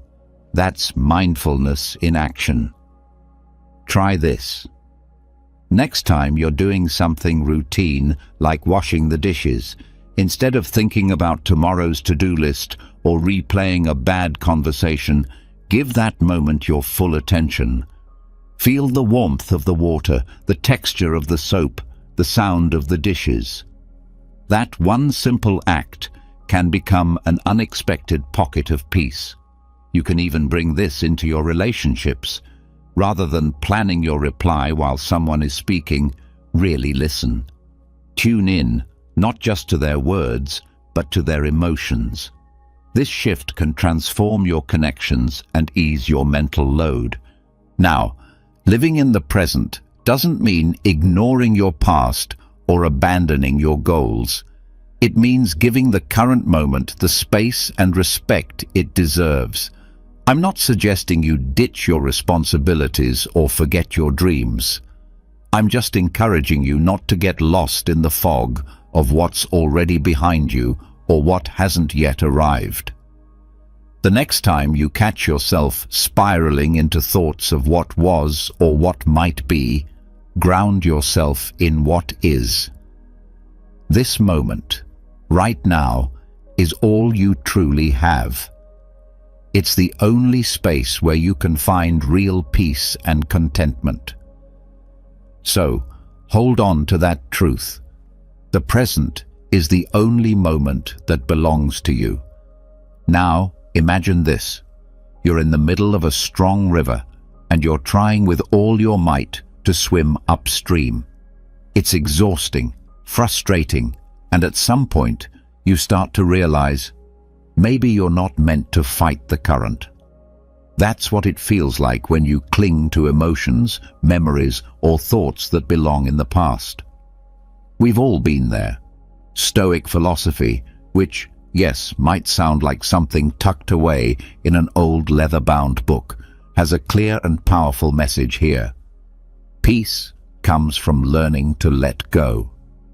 The Stoics weren't big fans of emotional melodrama. They believed that freedom comes when we release our grip on things we can't control. If you feel stuck in a cycle of emotional fatigue, of replaying the same old heartbreaks or regrets, maybe it's time to admit that you've been swimming upstream. And the first step in letting go, acknowledging what's weighing you down. If there's a thought that haunts you each night, or a grudge that knots your stomach, ask yourself, why are you still carrying it? Holding on to that pain is like keeping a stone in your pocket just because someone handed it to you years ago. Sure, it might not be easy to throw that stone away, but you can at least set it down for a while. Think of it like driving down a road and someone throws a rock at your car. You could let that stone ruin your journey, or you could keep moving forward. Of course, you might be tempted to throw the stone back, but who are you really hurting in the process? Detaching from toxic thoughts and feelings requires one thing above all: acceptance. Accept that you can't rewrite the past. You can't hold off the future. Trying to is like catching rain with your bare hands. You'll just get soaked and angry. Instead, focus on what you can handle, your reactions, your mindset, and your choices in this moment. One helpful approach is simple self-care. Make a list of the things that bring you peace. Maybe it's a walk in nature, reading a good book, or sipping your favorite drink in silence. When you engage with what lifts your spirit, you start clearing mental space away from all those heavy thoughts. And don't forget, letting go doesn't mean pretending you're not hurting. It's like cleaning out a cluttered closet. You can't just slam the door shut and ignore the mess. You have to take things out one by one and decide what to keep and what to release. Allow yourself to feel the full spectrum of your emotions, process them, and then gently release them. In doing so, you make room for calm, clarity, and joy. So the next time you find yourself fighting the current of your mind, remember that clinging only drains you. True peace flows in when you learn to release and accept. Like Nelson Mandela once said, holding on to the past is like trying to stop the tide. You'll only drown if you don't learn to let go. We live in a world where busyness is worn like a badge of honor, and stress is considered normal. It's like we're all caught in a whirlwind of chaos, barely able to hear ourselves think. But here's a simple truth. The ancient Stoics understood well. Taking just a few quiet minutes each day for relaxation can serve as your direct gateway to a calm state of mind. One so steady that even traffic jams, demanding bosses, or unsettling news reports can't shake you. Now, I know what you might be thinking.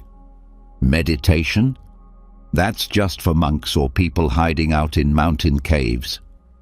Well, maybe it once seemed that way, but meditation is also for people like you and me, those of us who aren't searching for peace in remote retreats, but in the chaos of daily living. Meditation isn't a badge that turns you into a hermit. It's a practical tool, a way to quiet the mental clutter and recenter yourself. Picture this for a moment. Your mind is like a radio that never stops switching channels, jumping between static and loud pop songs. It's a constant stream of noise and distraction.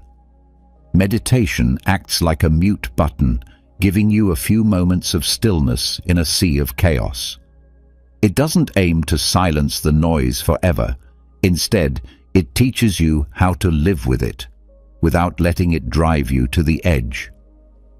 By dedicating just a few minutes each day, meditation becomes like taking a break in the middle of a grueling obstacle course.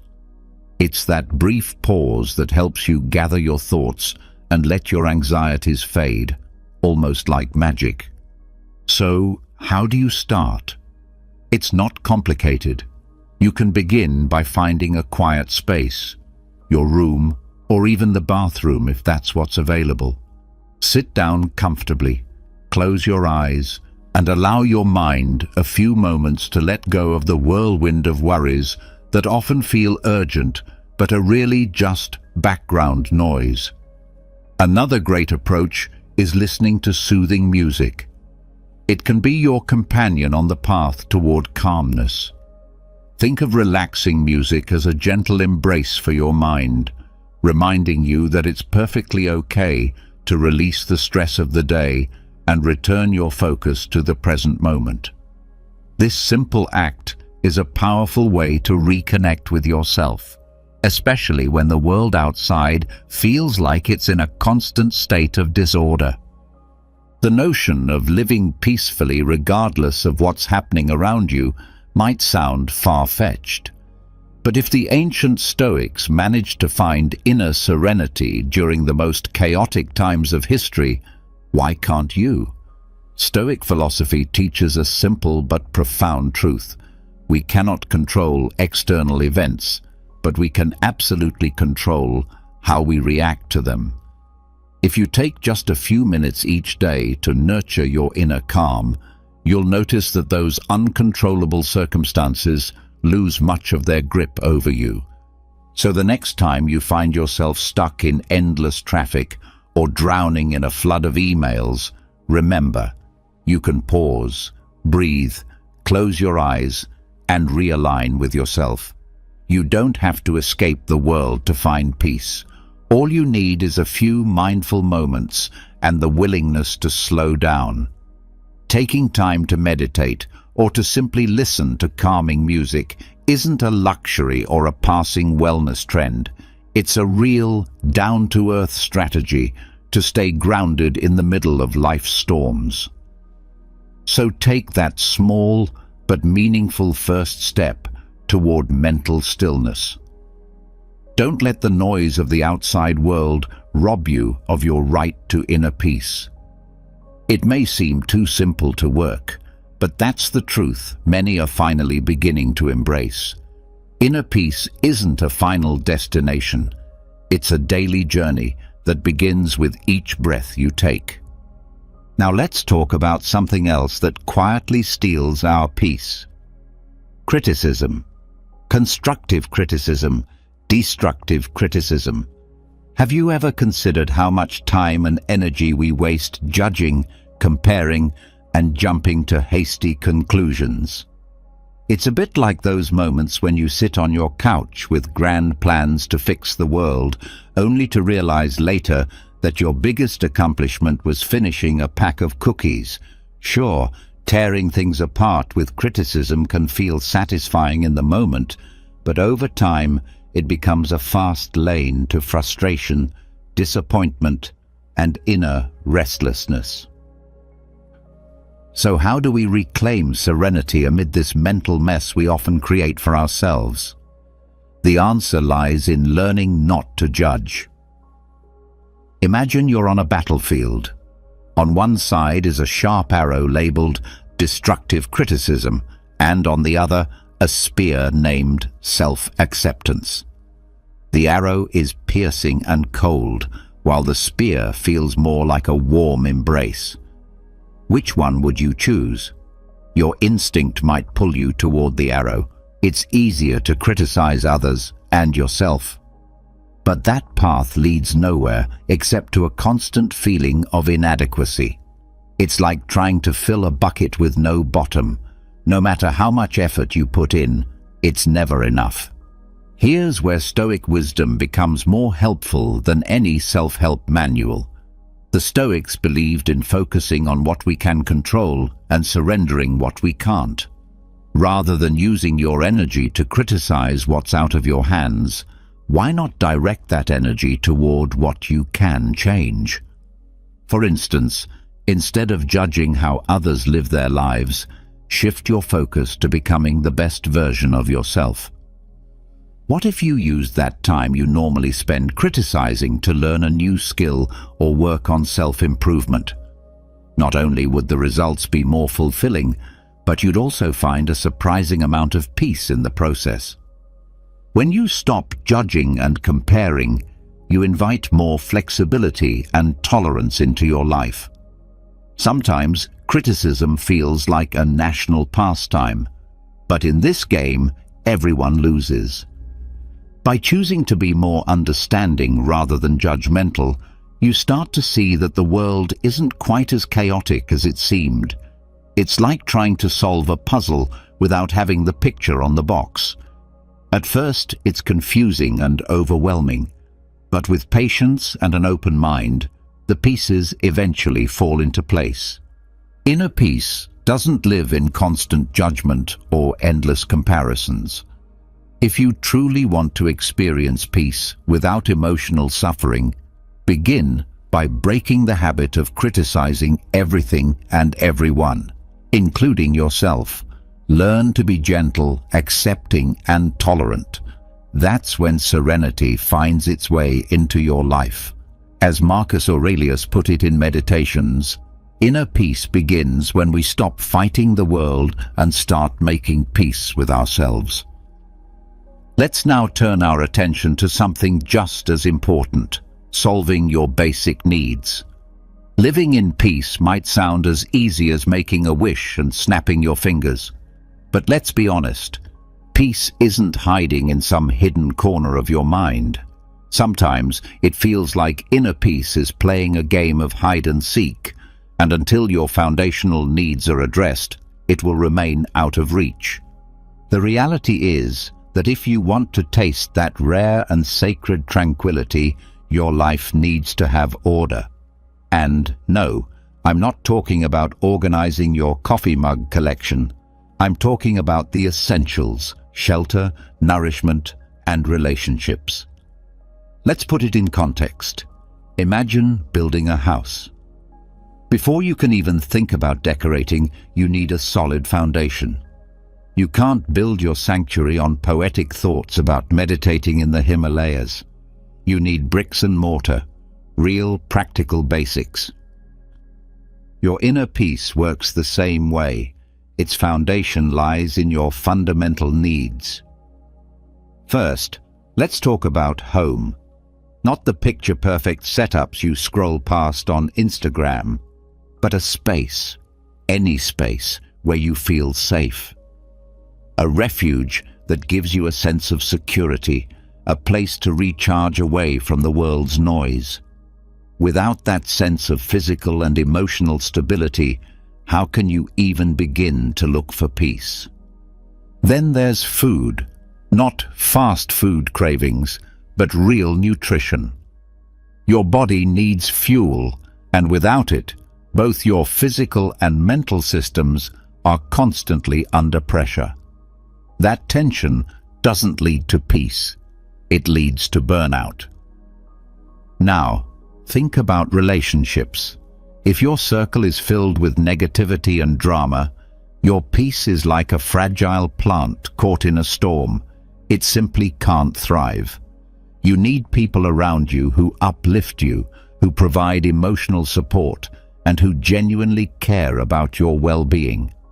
Without those kinds of connections, even the wisest Stoic teachings will feel hollow compared to the emotional turmoil you're navigating. So how do you start building this foundation for peace? Begin by identifying the areas of your life that are in crisis. If you don't have a stable place to live, explore your options, even if that means adjusting your expectations. You don't need luxury, just a place that gives you a sense of security. As for food, take some time to learn about nutrition and make simple changes. You don't need to eat gourmet meals, just real food that keeps your mind and body in balance. When it comes to your relationships, do a little soul searching. Take stock of who's in your life, who lifts you up, who weighs you down. Sometimes, peace comes not from adding more people, but from letting go of toxic ones and surrounding yourself with those who nourish your spirit. In the end, the pursuit of peace isn't some magical final quest. It's a series of practical, intentional actions. Without addressing your most basic needs, peace will continue to be a mirage. So if you truly want that calm everyone seems to talk about, start by laying down strong foundations, a safe space, nourishing food, and healthy relationships. Once you've ensured that your basic needs are met, you'll be ready to explore that elusive state of tranquility. As a wise Stoic once said, stability is found in the essentials, and when those are in place, peace will become a consistent presence in your life. Now, let's talk about accepting your imperfections. Have you ever tried to be perfect? Or perhaps you spent a few moments chasing that elusive ideal? In your quest for perfection, you likely tried to fit into molds that even you couldn't have imagined. Eventually, you found yourself struggling to meet expectations that seemed to be designed by an alien committee with a very questionable sense of humor. But let me tell you something. Perfection is a myth. It's an illusion we're sold as if it's the holy grail of existence. Perfection, my friend, is like a shiny unicorn everyone talks about, but one that's never actually been seen in real life. You might think that if you could just fix your hair, your love life, or your ability to make the perfect souffle, you could reach that sublime level of existence. But the truth is, not even the most famous influencers have a perfectly balanced life. Everything is just a well-rehearsed show. So, why do you torment yourself trying to reach something that doesn't even exist? Consider the Stoic philosophy for a moment. The Stoics teach us that suffering comes from fighting against what we cannot change. So why torture yourself trying to be perfect in a world where no single standard of perfection exists? Instead of this exhausting pursuit, why not embrace your imperfections and see them as part of what makes you unique? Before you fall into a sea of self-pity, here's a practical perspective. Think of yourself as a work of art in constant evolution. Imagine you are a canvas on which you paint with colors that sometimes go beyond the edges. Those scribbles that seem like mistakes often turn out to be the most interesting details. If you focus only on the perfect edges, you'll miss the beautiful chaos that makes your life truly unique. No, you don't have to be perfect, you just have to be yourself. And being yourself means accepting that sometimes you'll make mistakes, feel clumsy, or be asked if you really know what you're doing. But at the end of the day, that's not what makes life truly exciting. So what should you do with all of this? First, begin by accepting your imperfections as part of your identity. Don't fight them. Embrace every little flaw and learn to laugh at them. Second, focus on enjoying the journey rather than obsessing over the end goal of perfection. Pay attention to the small, joyful moments that make up your life. Remember, living at peace doesn't mean a life free from problems. It means knowing how to manage your expectations. If you cling to the idea of perfection, you'll miss out on the real fun of life. Life is about accepting that you don't fit into every mold and instead creating your own. Let go of perfection. I assure you, neither you nor I, nor will anyone else on this planet ever reach that illusory state. But if you learn to enjoy your imperfections and live with joy, you'll find that life is far more enjoyable and rewarding. As Einstein once said, perfection is the prison of the mediocre. Imperfection is the freedom of the great. So go ahead, live imperfectly and celebrate every little chaotic moment in your life. After all, it is your life. Imagine living with an unshakable sense of peace, where nothing and no one has the power to disturb your calm. A life where criticism, offenses, and problems no longer steal your tranquility. It may seem impossible, but the Stoics were able to achieve this while the world around them reacted with anger and frustration. They remained composed, not because they didn't feel emotions, but because they had learned to master them. In this post, I will share how you can achieve the same level of peace by applying Stoic teachings. Once you do, you'll find yourself no longer getting angry or upset with anyone. Not because the world will change, but because you will have transformed yourself. To begin, go to the comments and write, "Today, I start my best version. I am Stoic." By doing so, you commit to taking control of your mind and living with discipline. Now, let's dive into how you can master your emotions and achieve this inner peace. One of the most destructive emotions we can experience is anger. Not only does it harm the people around us, but it also eats away at us from the inside, weakening our minds and leading us to make decisions that we may later regret. The Stoics saw anger as one of the greatest threats to virtue, because when we allow anger to take control, we stop thinking rationally and become slaves to our impulses. Anger is not a sign of strength, but of weakness, a proof that we've lost control over ourselves. Anger is like a wildfire that starts from a small spark. Perhaps it's an offhand comment, an action we perceive as unfair, or an unexpected obstacle. If we feed it with negative thoughts, it grows and quickly spirals out of control, consuming our mental clarity, damaging our relationships, and harming our well-being. Marcus Aurelius wisely suggested that the best way to fight anger is by preventing it from arising in the first place. By learning to recognize the early signs of anger, we can extinguish it before it overwhelms us. The consequences of allowing anger to take over are dire. Not only does it lead to unnecessary conflict, but it also impacts our health. Science has confirmed what the Stoics knew long ago, that anger raises blood pressure, weakens the immune system, and can even trigger cardiovascular issues.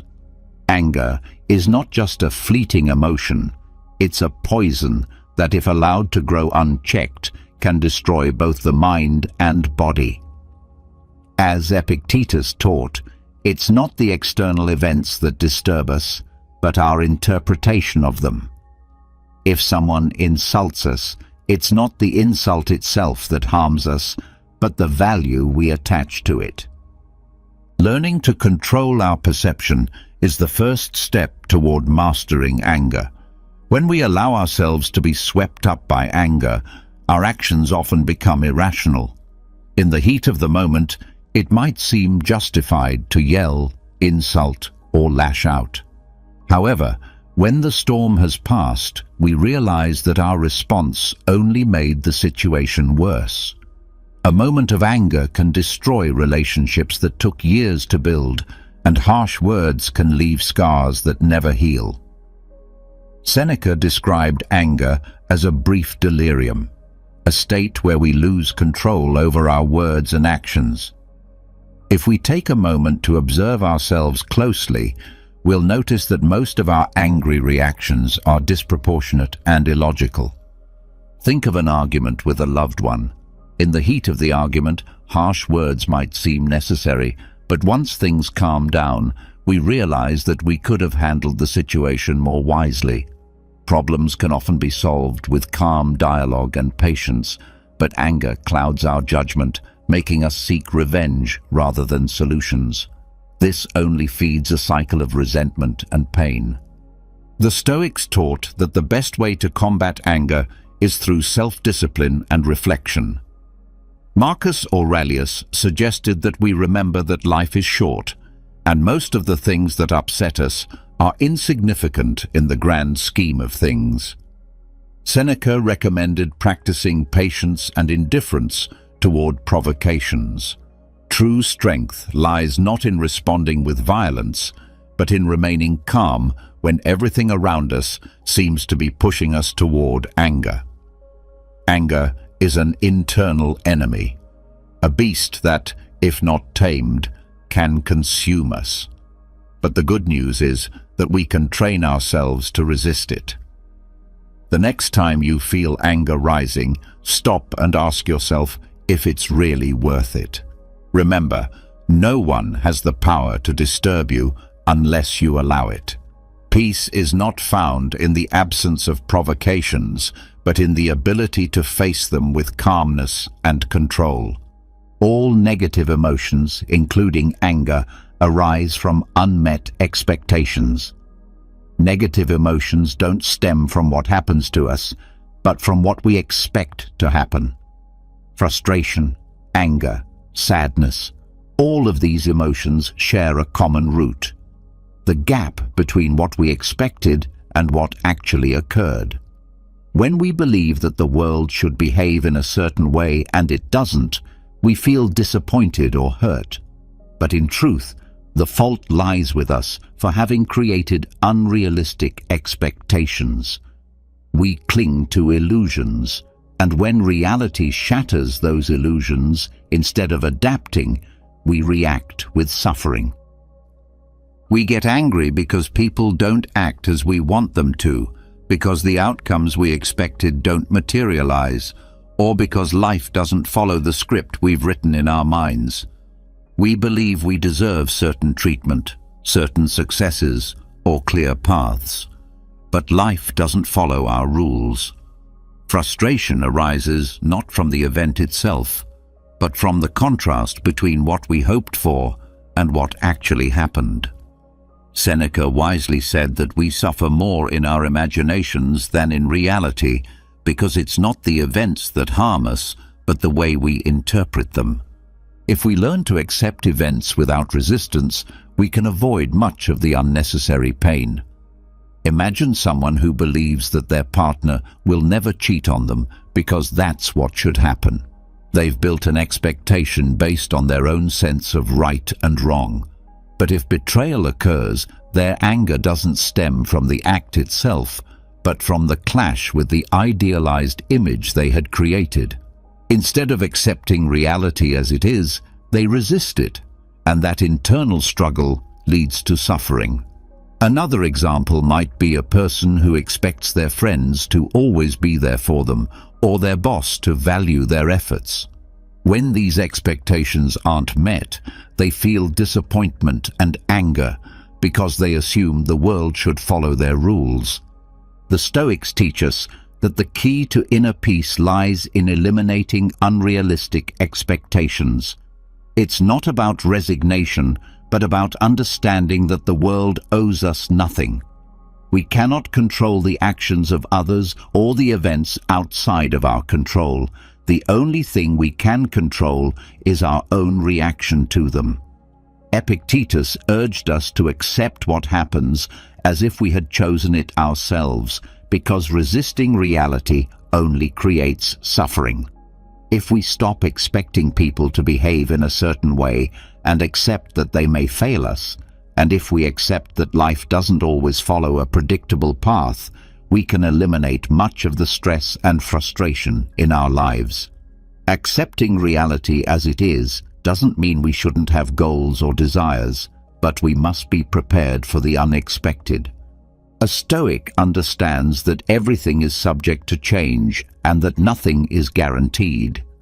That's why they don't allow their emotions to be dictated by external factors. By eliminating rigid expectations, we stop demanding that the world conform to our beliefs. Instead of getting frustrated when things don't go as planned, we ask ourselves what we can learn from the situation. Rather than feeling betrayed, we understand that people act according to their own nature, not according to the one we've imagined for them. True peace is found in flexibility, the ability to accept whatever comes our way without resistance. Finally, anger is often a reflection of the ego. When we feel disrespected, treated unfairly, or overlooked, we react with anger because our sense of identity feels threatened. We believe we deserve better treatment, that others should see us as we see ourselves. When that doesn't happen, we feel that something sacred within us has been violated. But the truth is that anger doesn't come from what others do to us. It comes from our interpretation of their actions. It's our ego that demands recognition, that takes offense, that needs to defend our image. If our ego weren't so fragile, if we didn't take ourselves so personally, anger would lose its grip on us. When someone speaks to us harshly, our initial reaction is to feel attacked.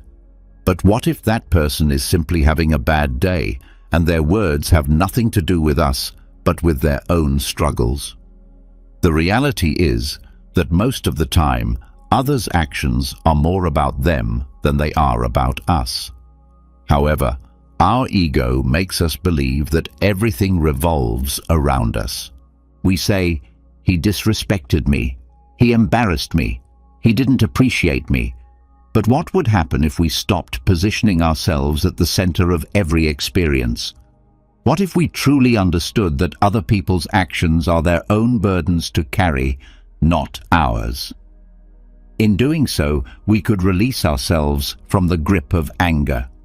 Marcus Aurelius reminded us that it is not events themselves that disturb us, but our judgments about them.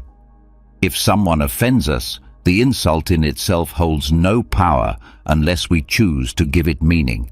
We have the power to ignore it, to see it as a reflection of the other person's inner world, and to move forward without letting it disturb our peace. But the ego does not want peace. It wants conflict. It wants to defend its image. It wants to prove that it is right. And in that desire to protect our sense of self, we fall into the trap of anger. We lose control and react impulsively. But if another person's insult doesn't change our identity, and their attitude doesn't define our value, why allow ourselves to be dragged into a state of emotional chaos? Consider a simple moment in traffic. Someone cuts us off abruptly. The ego insists this is a personal offense, a blatant act of disrespect that must be addressed. It urges us to react, to retaliate, to not allow such treatment. Yet the reality is that the other driver probably didn't even notice us. They're lost in their own thoughts, their own day. Still, our ego insists on taking it personally, turning a thoughtless act into an insult. And in doing so, it invites anger to take over. But what if, instead of reacting, we chose to accept the moment as it is? This dynamic plays out across our relationships and daily interactions. What provokes us is not the event itself, but the story we tell ourselves about it. The Stoics taught that to master anger, we must understand the role our ego plays in inflaming it. If we build a healthy self-esteem, if we release the need for constant validation, if we recognize that our value is not tied to how others treat us, we become immune to provocation. As Seneca said, the best revenge is not to become like those who hurt us. If someone treats us poorly and we react with rage, we surrender our peace to them. But if we remain calm, if we refuse to play their game, we show real strength. Anger is a reflex born from an ego that has not yet learned to let go of others' opinions. But once we understand that no one else has the authority to define us, we begin to free ourselves. Their behavior says more about them than it ever will about us. This doesn't mean we should tolerate abuse or accept injustice in silence. It means learning to respond with intelligence rather than raw emotion. Inner peace doesn't come from controlling the behavior of others. It comes from mastering our own reactions. When the ego is no longer the center of our universe, anger loses its hold. Forgiveness, too, is a key that frees us from anger. Anger is a heavy weight, often carried unconsciously. We cling to resentment, believing it somehow punishes the person who wronged us. But in truth, we are the only ones being punished. Anger consumes our inner calm, traps us in a mental prison, and blocks us from moving forward. Forgiveness, on the other hand, unlocks that prison. It doesn't mean we excuse what happened or forget it naively. It means we let go of the need to continue suffering over something already done. Forgiveness is not a gift we give the other person. It is an act of love for ourselves. It is an essential step toward reclaiming our peace. Holding on to anger means reliving pain over and over again. Our minds become battlegrounds where the past continues to inflict fresh wounds. We keep empowering the person who hurt us simply by refusing to release the memory. But Marcus Aurelius said that the best revenge is to be unlike the person who caused us harm. If we were betrayed, offended, or deeply wounded, continuing to harbor resentment only extends that person's control over us. Forgiveness gives us back our power. It enables us to shed the weight of the past and move forward unburdened by bitterness. Resentment is a trap laid by the ego which tells us that forgiveness is weakness. In reality, true strength lies in those who govern their emotions and choose peace over pain. Seneca taught that anger should never guide our actions. When we act from anger, we are no longer the authors of our behavior. If someone wrongs us and we respond with resentment, we are giving them authority over our serenity. But if we choose forgiveness instead, we reclaim control over our thoughts and our well-being. Imagine someone who has been betrayed by a close friend. The natural response is anger, disappointment, a thirst for revenge. But how long can one sustain that emotional storm before it becomes toxic? Resentment doesn't torment the traitor, it poisons the one who holds on to it. Each recollection of the betrayal stirs fresh pain. Forgiveness allows us to accept that what's done is done, that the past need not dictate our present. This is not about trusting the betrayer again, but about refusing to let their actions continue to influence our happiness. Forgiveness is a conscious decision. It doesn't happen instantly, and it's rarely easy, but it is the pathway to inner freedom. Epictetus reminded us that while we cannot control the actions of others, we always retain control over our response. When we are offended, it is not the insult that truly wounds us, but the weight we attach to it. Through forgiveness, we strip away that weight. We come to understand that everyone acts according to their own inner state, their own level of awareness. Their behavior is a mirror of their internal world, not a reflection of ours. This doesn't mean we tolerate abuse or stay silent in the face of injustice. It means we learn to release the resentment that suffocates our joy. When we forgive, we are not just freeing the other person. We are liberating ourselves. We stop dragging unnecessary burdens. We conserve our energy for what truly matters. The real revenge is not to hurt in return, but to show that we remain unchanged by the harm done to us. We move forward, unshaken by anger, grounded in peace. Peace does not come from waiting for others to apologize. It comes from deciding that our well-being is not tied to their behavior. Forgiveness is not about pretending nothing happened. It is about choosing freedom over rage, serenity over turmoil. Practicing non-reaction is another way we guard ourselves against anger. When something irritates or provokes us, our first instinct is emotional and immediate. We want to respond, to defend, to assert our correctness. But in those moments, we are not thinking clearly. Our minds are being ruled by instinct, not reason. That's when we make mistakes. That's when we say things we later regret. That's when we escalate what could have been peacefully resolved. Training ourselves to pause before responding gives us mastery over our emotions. It shields us from the emotional exhaustion that impulsive reactions often cause. Taking a moment, resisting the pull to respond immediately, these are acts of power. This doesn't mean suppressing emotion or becoming indifferent.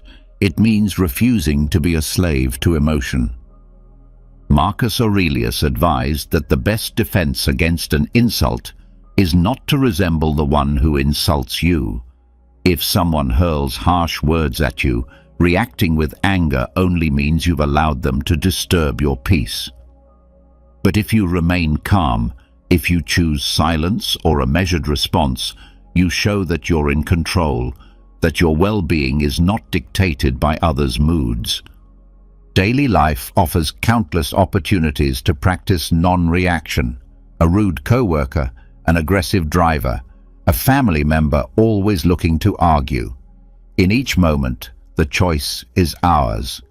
We can fuel the fire, or we can pause and respond with wisdom. Epictetus taught that it's not what happens to us, but how we interpret it, that affects us. If someone criticizes you in a meeting and you take it personally, you'll react defensively. But if you pause, breathe, and consider the situation rationally, you may choose to respond calmly, preserving both your professionalism and your peace. Non-reaction is not weakness, it is a sign of strength. Most people are at the mercy of their impulses. When provoked, they lash out without thinking. But true power belongs to those who can resist that initial urge, to those who know they don't have to prove anything, to those who choose when and how to act. Seneca once reminded us that time acts as a powerful filter for emotions. What feels like an unforgivable offense today often fades into irrelevance in just a few days. The things that deeply irritate us right now may seem trivial in a matter of hours. This is why it's so important not to react immediately. Delaying our reaction allows us to gain perspective, to step back and view the situation with greater clarity before making any decisions. Practicing non-reaction does not mean passively accepting everything or allowing others to mistreat us. Rather, it means responding with reason instead of emotion. If something genuinely requires a response, the most effective one will come from a calm mind. Instead of reacting to fire with more fire, we respond with intelligence and inner balance, not out of weakness, but because we understand that our peace is far more valuable than a meaningless argument. Every time we feel the urge to react impulsively, we must remember that we always have the option not to. We can allow the emotion to rise and pass without letting it control us. In doing so, something remarkable begins to happen. Conflicts become fewer, anxiety diminishes, and those who once provoked us lose their grip on our emotional state. This practice of non-reaction opens the door to true freedom, the ability to choose how and when we respond, no longer enslaved by external triggers. There is a deep connection between low self-esteem and anger. Anger is often nothing more than a reflection of internal insecurity. When we are not at peace with ourselves, even a passing comment, a glance, or a simple situation that challenges our self-image can set us off. It's not the event itself that enrages us, it's what it stirs up inside. If someone criticizes us and we respond with anger, the real issue is not their words, but the weight we give them. If we were secure in who we are, with strong self-esteem, we wouldn't need to react with anger. We would simply disregard the remark. But when our sense of self is fragile, any slight shakes us, and anger becomes our shield. Insecurity breeds a sense of vulnerability. We feel we must constantly defend our image, convinced others are judging us and that every negative comment is a threat. Our mind misinterprets these situations as personal attacks and reacts aggressively. But the truth is, no one can diminish our worth unless we allow it. Epictetus taught that we are not disturbed by what others say, but by the meaning we assign to their words. If we believe we are weak or inadequate, any criticism will reinforce that belief, and our first response will be anger. On the other hand, if we possess a solid sense of identity, no external judgment can rattle us. I recall a time when every remark about my appearance triggered anger. I used to tell myself it was due to others' lack of respect, but in reality, I was angry with myself. I disliked what I saw in the mirror, and every external comment felt like confirmation of my own doubts. Their opinion didn't hurt me, my own perception did. The anger didn't stem from them, but from the insecurity I carried within. Over time, I came to see that the real problem wasn't other people. It was my own lack of control over myself. So instead of wasting energy reacting in anger, I chose to take action. I focused on improving my health, building discipline, and reshaping my mindset. And gradually, when those same comments were made, they no longer affected me. Not because people had changed, but because I had changed. Low self-esteem distorts the way we perceive reality. We start to believe we are under constant judgment, but it's not the outside world causing our distress, it's our perception of it. Marcus Aurelius once said that if something external disturbs us, the issue isn't with the thing itself, but in our judgment of it. So when someone says something that offends you, ask yourself why it affects you. Is it because deep down you fear it might be true? Do you carry doubts about yourself? Often, the answer is yes. Anger is a defensive reaction to that inner insecurity.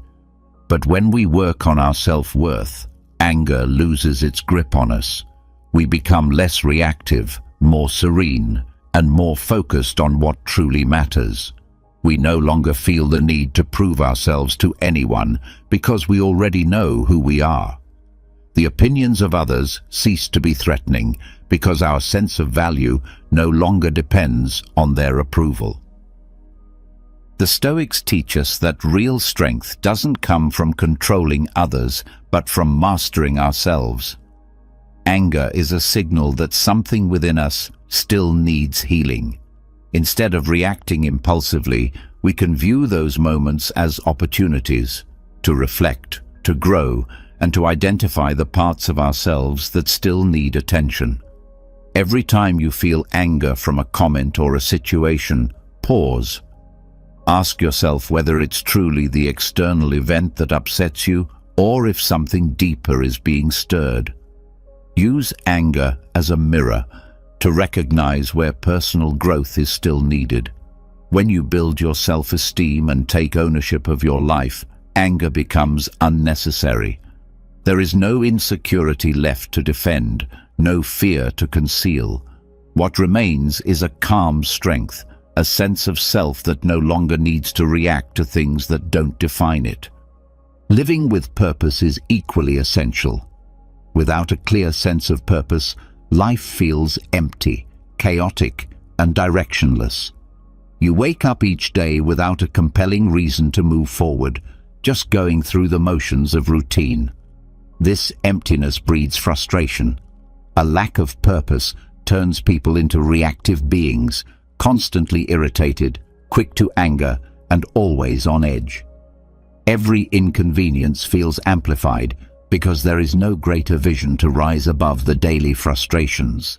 Without direction, the mind becomes cluttered with noise and disorder, and in such a state, it's easy to fall into bitterness and anger. The Stoics understood that peace of mind comes from having a purpose that aligns with our values, a reason for living that makes us feel our life has meaning. When you don't have a defined purpose, every little thing becomes a distraction. Traffic frustrates you, people's words bother you, life feels unfair. But when you're working towards something greater, these things begin to lose their power over you, not because they disappear, but because your focus shifts. Marcus Aurelius said that each of us must ask ourselves, why am I here? What truly matters to me? Once you have clarity on that, the small frustrations of life stop controlling you. You stop wasting energy reacting to every annoyance because you're now investing your energy in something meaningful. I remember a time when I felt completely directionless, trapped in a monotonous routine, doing things that brought me no fulfillment. I was irritable all the time. Every little problem felt enormous because I had no deeper reason to get out of bed in the morning. I was living on autopilot, letting circumstances dictate my emotional state. But everything changed when I discovered my purpose. I committed to creating content and sharing ideas that could genuinely help others. That gave me a sense of meaning. Suddenly, the problems that once felt unbearable became just part of the process. They no longer frustrated me. I stopped being irritated by the small things because I was focused on something larger. Anger no longer felt like a natural response because my attention was on something more important. The Stoics teach that purpose is not something we find, it's something we define. We don't wait for life to hand it to us. We create it. Epictetus said, it's our responsibility to decide who we want to become and what we want to contribute. It's not about waiting for inspiration, but about taking deliberate action. Find what makes you feel alive, what gives your life depth. When you discover your purpose and commit to it wholeheartedly, your frustration begins to fade. You no longer worry about things beyond your control. You no longer seek approval or feel the need to prove yourself. You simply do what you know in your heart you must do, and that brings deep satisfaction. When you live with purpose, life stops feeling like a series of problems and begins to feel like an opportunity. You stop reacting with anger to every obstacle because you understand that every challenge is just a step on your path. Each day carries meaning. Every action contributes to something greater. And when that becomes your reality, peace arises, not because everything is perfect, but because you've chosen what matters most to you. There is no room for anger when you're busy building something meaningful. If you feel let down by life or find yourself constantly frustrated, ask yourself if you truly have a clear purpose. Are you spending your time doing something that fills you up, or are you merely passing the days without direction? The difference between a life filled with frustration and a life filled with meaning lies in that answer. Discover what drives you, what compels you to rise each day and move forward with passion. When you identify what truly motivates you, anger begins to lose its grip on your life. Because when you live with purpose, everything else fades into the background as mere noise. Harnessing the power of neuroplasticity can help rewire your emotional responses. The brain is not hardwired into fixed patterns. Neuroplasticity allows us to reshape how we react to situations that once provoked anger or frustration. The idea that we are stuck with how we are is a falsehood we tell ourselves. The truth is, the brain is flexible. Like a muscle, it can be trained and strengthened in specific areas depending on how we use it. When we habitually respond to irritation with anger, we're reinforcing that reaction, making it automatic over time. But if we begin to respond with calmness instead, we slowly reprogram our brains to adopt a new, healthier reaction. It all starts with awareness. When someone insults us, when something doesn't go our way, when we feel disrespected, our first impulse is to react in the way we always have, the way we've conditioned ourselves over the years. But the key lies in resisting that automatic response and consciously choosing a new one. By forcing ourselves to stay calm in those moments, we're paving the way for a new neural pathway to form. Initially, it feels unnatural, awkward, even fake, but with repeated effort, that new calm response begins to feel normal. Eventually, it becomes instinctual. I remember a time when my dog ruined something that was deeply important to me. My natural reaction would have been to yell, to explode in frustration, but in that moment, I made a conscious choice to do something different. I took a deep breath and reached out to pet my dog instead. It felt strange, as if I was suppressing my emotions, but in truth, I was teaching my brain a new lesson. That not every disruption requires an angry reaction. I repeated this choice again and again every time my dog did something that would have previously irritated me. Over time, something amazing happened. My natural reaction changed. The tension in my chest faded. I no longer had to fight my anger because my mind had been reconditioned. My brain had learned that these events weren't threats. They didn't require rage. Neuroplasticity reveals that we are not destined to be slaves to our emotions. We can redirect our impulses and allow calmness to become our default state. Every time we choose not to respond with anger, we strengthen the mental wiring of patience and composure. The more we practice this, the more automatic it becomes. Marcus Aurelius once said that we cannot control what happens to us, but we can control how we respond.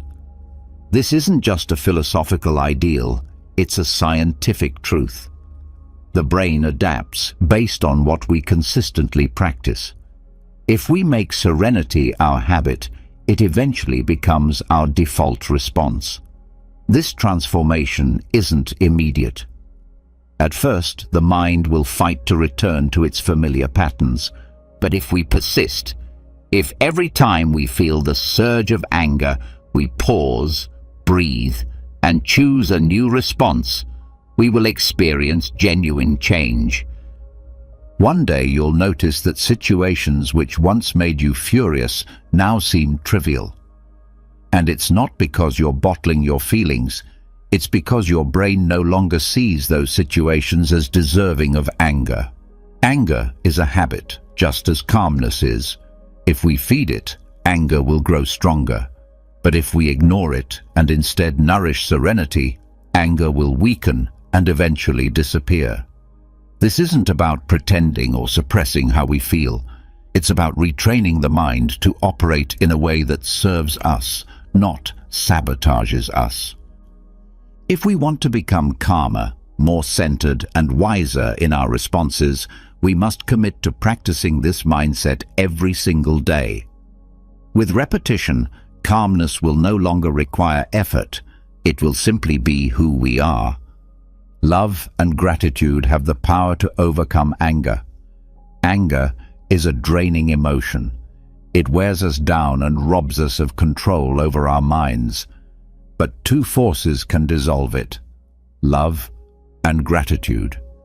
When we are caught in the grip of anger, our focus is locked on negativity, on what's wrong, on what annoys us, on what we think is unjust. But when we shift our attention to what we love and what we're grateful for, anger loses its strength. Not because the problems vanish, but because we stop feeding them with our energy. Love reconnects us with what truly matters. If we're angry with someone, we can ask ourselves, do I want to win this argument or preserve the relationship? When we truly love someone, being right becomes less important. Anger, at its core, is selfish. It seeks vengeance, validation. But love strives for understanding, for healing, for connection. Too often, we let anger guide our actions in petty conflicts, hurting those we care about most in the process. But in those moments, if we pause and remember our love for that person, everything changes. Our response shifts, not out of weakness, but out of clarity. Gratitude is another potent antidote. When we are truly grateful, anger cannot coexist. Resentment and thankfulness cannot fill the same space. If something upsets us, we can stop and do a simple exercise. Think of 3 things we are grateful for in that moment. It could be our health, a meaningful relationship, or the lesson hidden in the difficulty. This simple act redirects our thoughts, moving us out of a reactive state and restoring our sense of control. Marcus Aurelius reflected in his meditations on the fleeting nature of life. If today were your last day with someone you love, would you really waste it being angry? Gratitude reminds us that every moment is sacred, and that anger only drains the time we can never get back. Years ago, I tried an experiment on myself. Every time I felt anger or frustration, instead of reacting as I normally would, I forced myself to think of something I was grateful for. At first, it felt unnatural, like I was avoiding reality, but eventually, something shifted. My brain started doing it automatically. One day, someone spoke to me with blatant disrespect, and instead of getting upset, my first thought was, I'm grateful to be healthy and to have the strength to keep going. That thought calmed me. It allowed me to respond with grace, not because the other person deserved kindness, but because I deserved peace. The Stoics understood that our emotions are not dictated by external events, but by how we choose to interpret them. If we dwell on what's wrong, on what we lack, anger grows. But if we focus on what we have, what we cherish, and what we're thankful for, anger diminishes. This isn't denial, it's mental training. It's a choice to see the world from a higher perspective. Epictetus once said the secret to happiness lies not in having more, but in wanting less. Gratitude helps us realize that we already have enough, that peace is possible even in the presence of setbacks. We can't always avoid tense moments or control how others behave, but we can decide what emotional environment we want to create in our minds. If we choose love and gratitude, anger will have no room to grow. When we lead with love, we seek to understand. When we lead with gratitude, we learn to let go. Through this daily practice, we become calmer, more focused, and less reactive. Not because the world changes, but because we've learned to see it differently. Establishing healthy boundaries is essential. When you don't set clear limits, you're allowing others to determine how they treat you. Setting boundaries doesn't mean being confrontational or rejecting people. It means clearly defining where your patience, time, and energy begin and end. When boundaries are missing, you unintentionally send the message that it's acceptable to be disrespected, to have your time disregarded, or your presence taken for granted.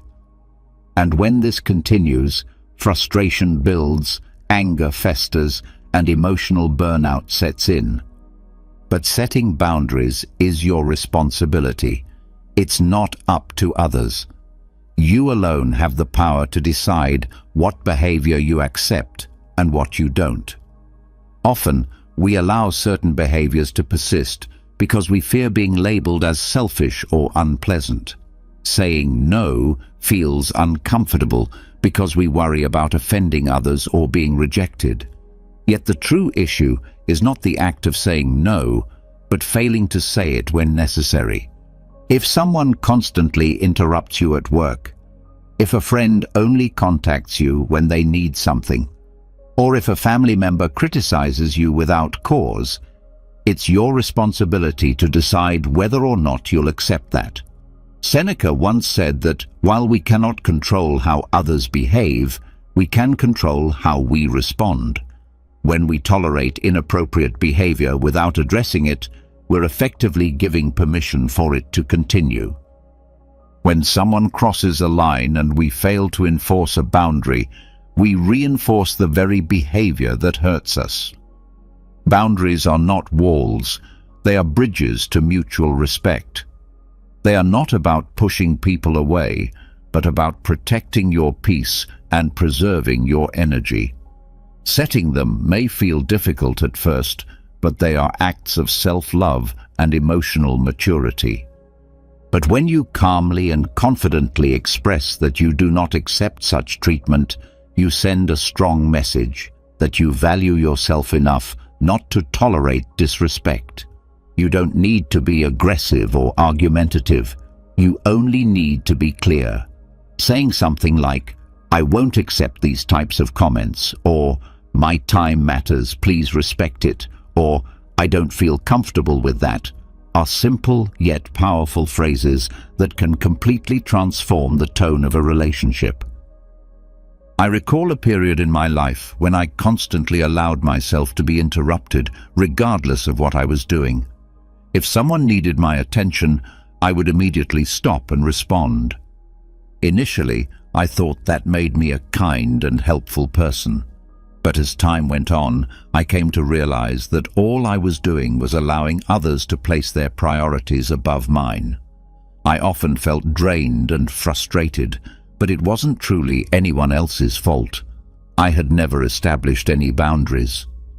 Eventually, I made a decision to change.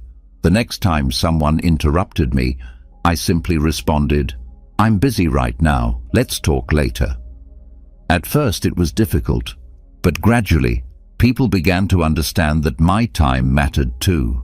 The most surprising part, I didn't lose any important relationships. In fact, I started to feel more respected. The Stoics understood that setting boundaries isn't an act of rejection, it's an act of self-respect. Epictetus taught that we must choose what lies within our control and what doesn't. We can't prevent others from attempting to cross our limits, but we can decide how we respond. If someone mistreats you and you remain silent, you're not practicing virtue. You're failing in your responsibility to protect your own well-being. Saying no is a courageous act, not because it's easy, but because it reflects that you honor and respect yourself. Setting boundaries is not about pushing people away. On the contrary, it helps build healthier relationships where both sides clearly understand what is acceptable. Often, people don't even realize they're crossing a line until you point it out. You can't expect others to guess what bothers you. You must tell them. And if, after you've expressed your needs, they continue to disregard them, then you have to consider whether you truly want that person in your life. Each time you choose not to set a boundary out of fear of conflict, you are accepting inner turmoil just to avoid external discomfort. You are willingly sacrificing your own peace just to dodge a difficult conversation. But avoiding the issue doesn't solve it. Learning to say no without guilt is one of the most powerful skills you can develop. It's not about being stronger than others. It's about becoming stronger within yourself. Setting boundaries is not about controlling others. It's about preserving your peace and living with self-respect. Not everything deserves your attention. Each day we face provocations, minor problems, and careless remarks that try to pull us into chaos. But most of these things hold little to no real importance. We end up exhausting ourselves emotionally by reacting to what is trivial, things that will be forgotten by tomorrow. We live in a world where opinions are constantly thrown around, where criticism is common, and where small issues can seem large if we don't learn to filter what actually matters. The key to maintaining inner peace is learning that not everything happening around you deserves your energy. When something bothers you, pause and ask yourself, will this matter in a month, in a year? Most of the time, the answer will be no. Still, we often allow ourselves to be swept up in the moment, feeling compelled to respond, to defend, to react. But if we zoom out and look at life as a whole, we realize many of these things are mere distractions.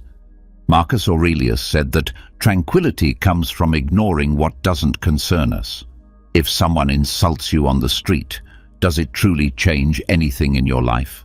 If a stranger online criticizes you, does that have any real impact on who you are? Wasting energy on every small provocation only pulls us away from what truly matters. Imagine someone makes a rude comment about you. Your instinct might be to defend yourself, to prove your point. But what do you actually gain from doing so? It's unwise to invest your energy into a conflict that doesn't add value. A comment doesn't define your worth. A criticism doesn't determine your identity. If every time someone says something negative about you, you hand over your peace, you're giving emotional power to anyone who chooses to provoke you. Epictetus reminded us not to become prisoners of others' opinions. If something doesn't help you grow or meaningfully impact your life, then it likely doesn't deserve your attention. Many of the worries we carry are not even ours to begin with. We stress over what others think, over problems we can't control, over expectations that don't belong to us. We spend too much time seeking approval, worrying about what people might say, and focusing on situations that don't even affect our true selves. But when you finally understand that your energy is finite, you become more selective about what deserves your focus. This doesn't mean becoming indifferent. It means knowing how to distinguish between what truly matters and what is just noise. I remember a time when any form of criticism deeply affected me. If someone questioned my actions, I felt an urgent need to explain, to justify, to prove myself. But with time, I learned that this was a waste of energy. I began to observe before reacting, to ask myself whether the situation was truly worth it. Most of the time, I found that the best response was silence. Not because I had nothing to say, but because nothing needed to be said. Not everything requires a reaction. Not every issue deserves a confrontation. Not every comment is worth your attention. Each time you choose to ignore what is irrelevant, you're protecting your inner peace. You're teaching your mind to focus on what truly matters, what helps you grow, what transforms you. The Stoics didn't aim to control the world. They aimed to master their response to it. If someone acts with hostility or attempts to provoke you, remember, you always have the power to choose whether or not to respond. Strength isn't about winning every argument. It's about choosing the battles that are actually worth engaging in. When you begin filtering what truly matters, many of your worries will naturally fade away. The energy you once spent on meaningless conflicts can now be invested in building, learning, and becoming better. You can't stop people from criticizing you. You can't control what others say or do, but you can always choose whether it's worth letting their actions affect your state of mind. In the end, true freedom is not doing whatever you want. It's refusing to be ruled by what doesn't matter. Many times, our suffering doesn't come from what actually happens, but from what we believe those events mean. We get trapped in the stories we tell ourselves about who we are, about others, about what things mean. But those stories are often not grounded in facts. They are merely beliefs we've accepted without questioning, and these beliefs can become the biggest barrier to our peace of mind. The Stoics taught that inner peace comes from being able to separate facts from our interpretations. When we don't make that distinction, we get overwhelmed by unnecessary emotions, anger, sadness, fear, because we're reacting not to reality, but to our thoughts about it. If someone tells you that you're worthless, it isn't the words themselves that hurt. It's the meaning you assign to them. The actual fact is just that a person said something, but the moment we internalize it, the moment we start thinking, maybe they're right, those words transform into a belief that burdens us for years, and yet we rarely stop to ask whether that belief is even true. We just absorb it. Epictetus warned us, it's not events themselves that disturb us, but our interpretation of those events. If someone criticizes you, you have a choice, to see it as an attack or to see it as an opportunity to improve. The difference lies not in what was said, but in what you choose to believe. The human mind is skilled at crafting narratives. We tell ourselves we're not good enough, that we don't deserve happiness, that we'll never change, and we treat these thoughts as if they're absolute truths. But where do these beliefs come from? Often, they come from past experiences, from what others once said, from old failures that we've turned into permanent identities. If we once failed, we tell ourselves we are failures. If someone rejected us, we believe we are unworthy of love. But these thoughts are not absolute truths. They are merely beliefs we've built over time, often without even realizing it. I remember a period in my life when I believed I wasn't intelligent enough to achieve certain goals.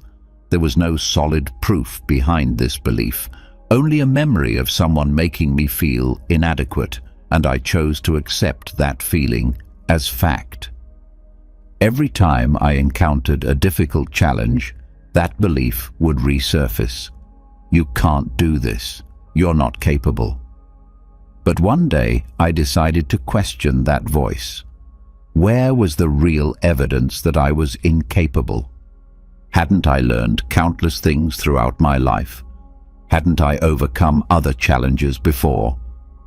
That's when it dawned on me. This belief wasn't a fact. It was simply a narrative I kept repeating to myself.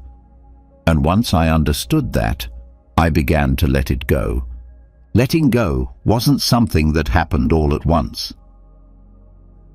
But each time I confronted a limiting thought, I felt a sense of empowerment returning. The Stoics practiced this kind of mental discipline. They developed the ability to examine their own thoughts and discern which ones deserved their attention. They didn't blindly accept every emotion or idea. Marcus Aurelius advised us to challenge every negative thought. Is this true? Is it really as terrible as it seems? More often than not, the answer is no. We are not as limited as we believe. We are not the labels others assign to us. We don't have to live as prisoners of these internal narratives. But to free ourselves, we first have to recognize that our beliefs are not unchangeable facts.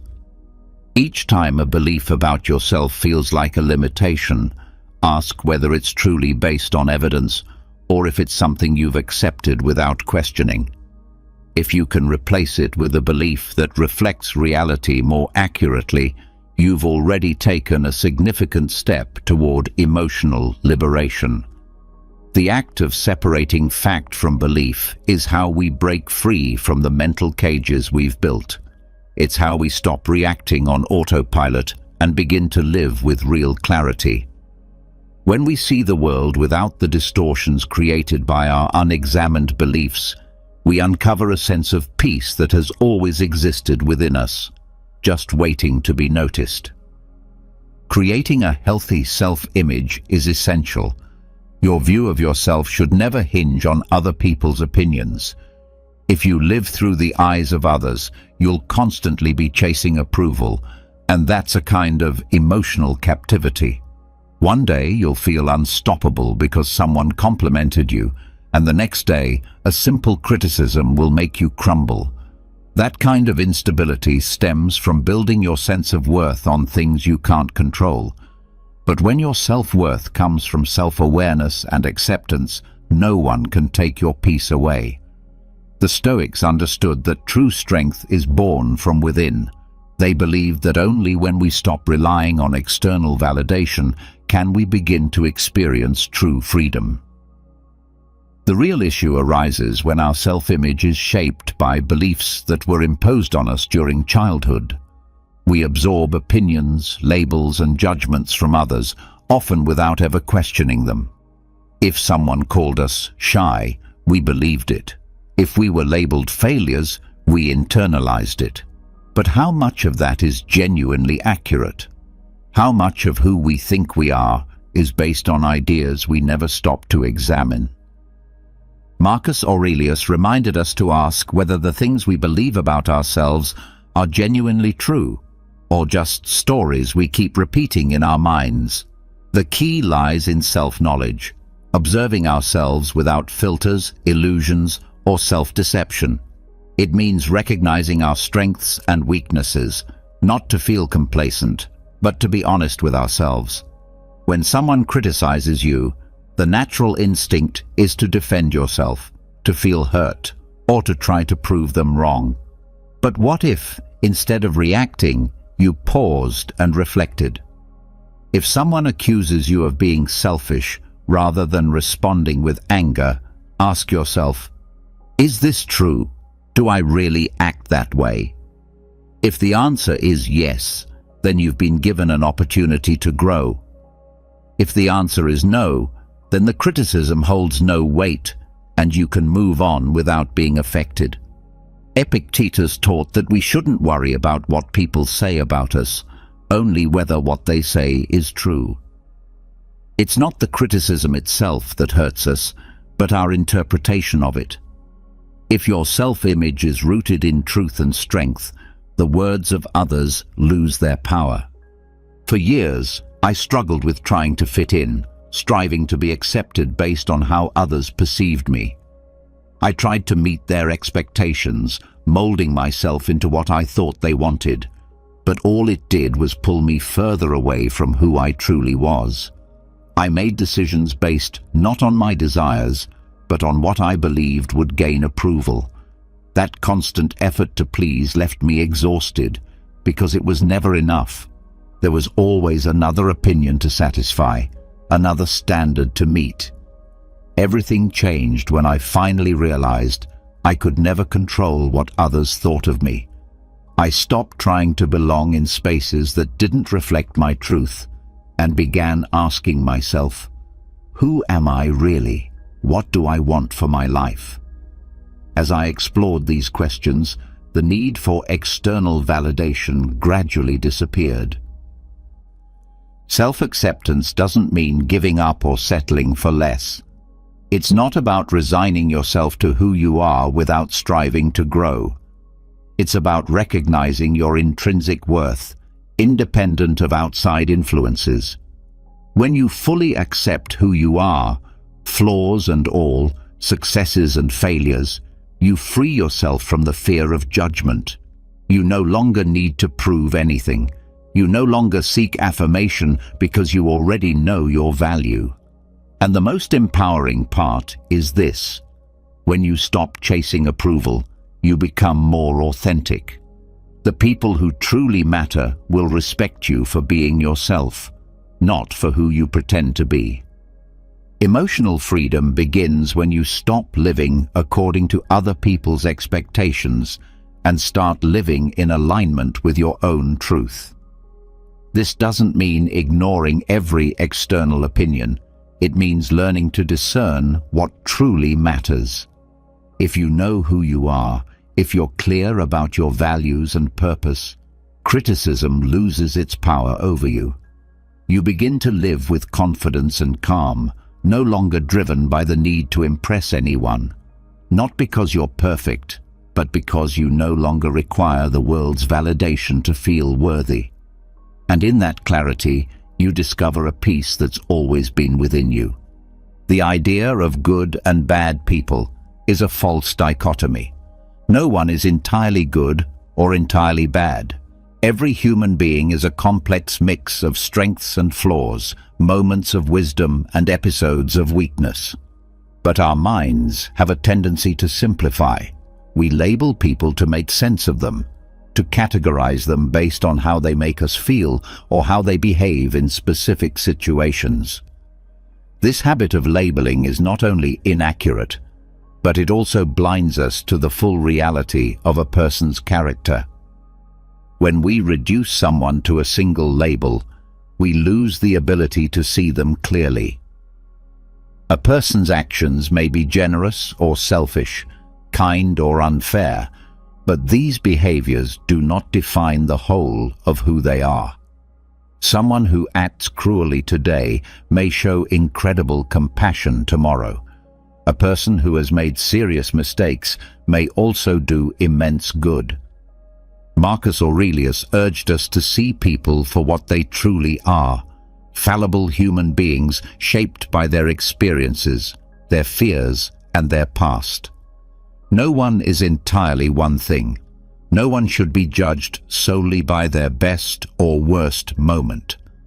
Understanding this can help free us from the emotional burden of judgment. When someone hurts us, our first reaction is to label them as cruel or unjust and to wish for retribution. But how often do we pause to consider what may have driven their behavior? This isn't about excusing harm, but about recognizing that most people don't act out of pure malice. They act from confusion, fear, or pain. Epictetus taught that people act based on the limits of their knowledge and understanding. Someone who disrespects others might simply not know any better way to interact. Someone who betrays might be acting out of a lifelong fear of abandonment. That doesn't mean we have to accept being treated poorly, but it does mean we don't have to take it personally. People respond to their environments, their upbringing, and the emotional tools they've been given. A person can be loving to their family and ruthless in their career. They can be kind to friends and indifferent to strangers. These contradictions don't make them evil, they make them human. We've all had moments we regret, times we've spoken out of anger, acted selfishly, or made choices we wish we could take back. If we want to be understood and forgiven for those moments, then we must offer that same understanding to others. When we stop labeling people as simply good or bad, our relationships improve. We become less reactive, less frustrated with the flaws of others, because we understand that everyone is walking their own path of growth. We become more patient, more balanced. And no, this doesn't mean tolerating abuse or mistreatment. It means seeing others as they truly are, complex, evolving, and human. Marcus Aurelius once said that when someone behaves poorly, we should ask ourselves, did we truly expect anything different? People act in accordance with what they've learned and with the limitations of their own minds. If we expect perfection from others, we will constantly find ourselves disappointed. Letting go of that expectation frees us. It liberates our hearts from the need to punish, from bitterness, from the urge to divide the world into allies and enemies. We grow in objectivity, serenity, and the ability to deal with conflict with a clear mind. True strength doesn't lie in harsh judgment of others, but in understanding that all of us are on the same path, just at different points. We are each here to learn, to grow, and to evolve. Once you understand this deeply, you stop exhausting yourself over the actions of others and begin to focus on the only thing you truly have control over, your own inner development. Now we arrive at evolution number 15, the Rin process for managing anger.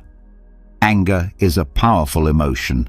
It can feel like an unstoppable fire when it surges within us, but anger does not have to dominate you. If handled wisely, it can be transformed from a destructive force into a catalyst for growth. The RIN process is a method that helps you work with your anger mindfully. Rather than suppressing it or lashing out impulsively, you use the energy of anger in a conscious, reflective way. This approach aligns closely with how the Stoics lived, even though they didn't give it a formal name. Through this process, we learn to observe our anger without becoming consumed by it. We begin to understand where it comes from and how to channel it in a healthy direction. The first step is simply to acknowledge that anger is present. Don't deny it. Don't bury it. Recognize it. Often we react in anger automatically, almost as if on autopilot. We let the emotion take over without stopping to notice what's truly going on inside us. But if, in the moment of anger, you can pause and say, "I'm feeling angry right now," you create a crucial distance between yourself and the emotion. Marcus Aurelius emphasized the importance of observing our emotions as if they were external forces. When you learn to see your anger not as your identity, but as a fleeting emotional state, you've already begun to gain power over it. The second step is to allow the anger to exist without acting on it. This is where many stumble. The instinct to react, to defend, to attack, to explode is often overwhelming. But the emotion itself is not the problem. The problem is what we do with it. The Stoics taught that emotions should not be denied, but lived through with awareness. If you feel the anger building, don't resist it. Just observe it. Stay present. Breathe. Notice the energy in your body, but remain conscious. Seneca wisely said that the initial shock of anger is unavoidable, but everything after that is your choice. If you can stay with the emotion without letting it drive your behavior, you are already ahead. The third step involves looking deeper into the root of the anger. Instead of remaining stuck at the surface, ask yourself what is really behind the emotion. Often, anger is not the core issue. It's a signal pointing to something more profound. It may be fear, insecurity, disappointment, or unresolved pain. Epictetus reminded us that it's not the events themselves that upset us, but our interpretations of them.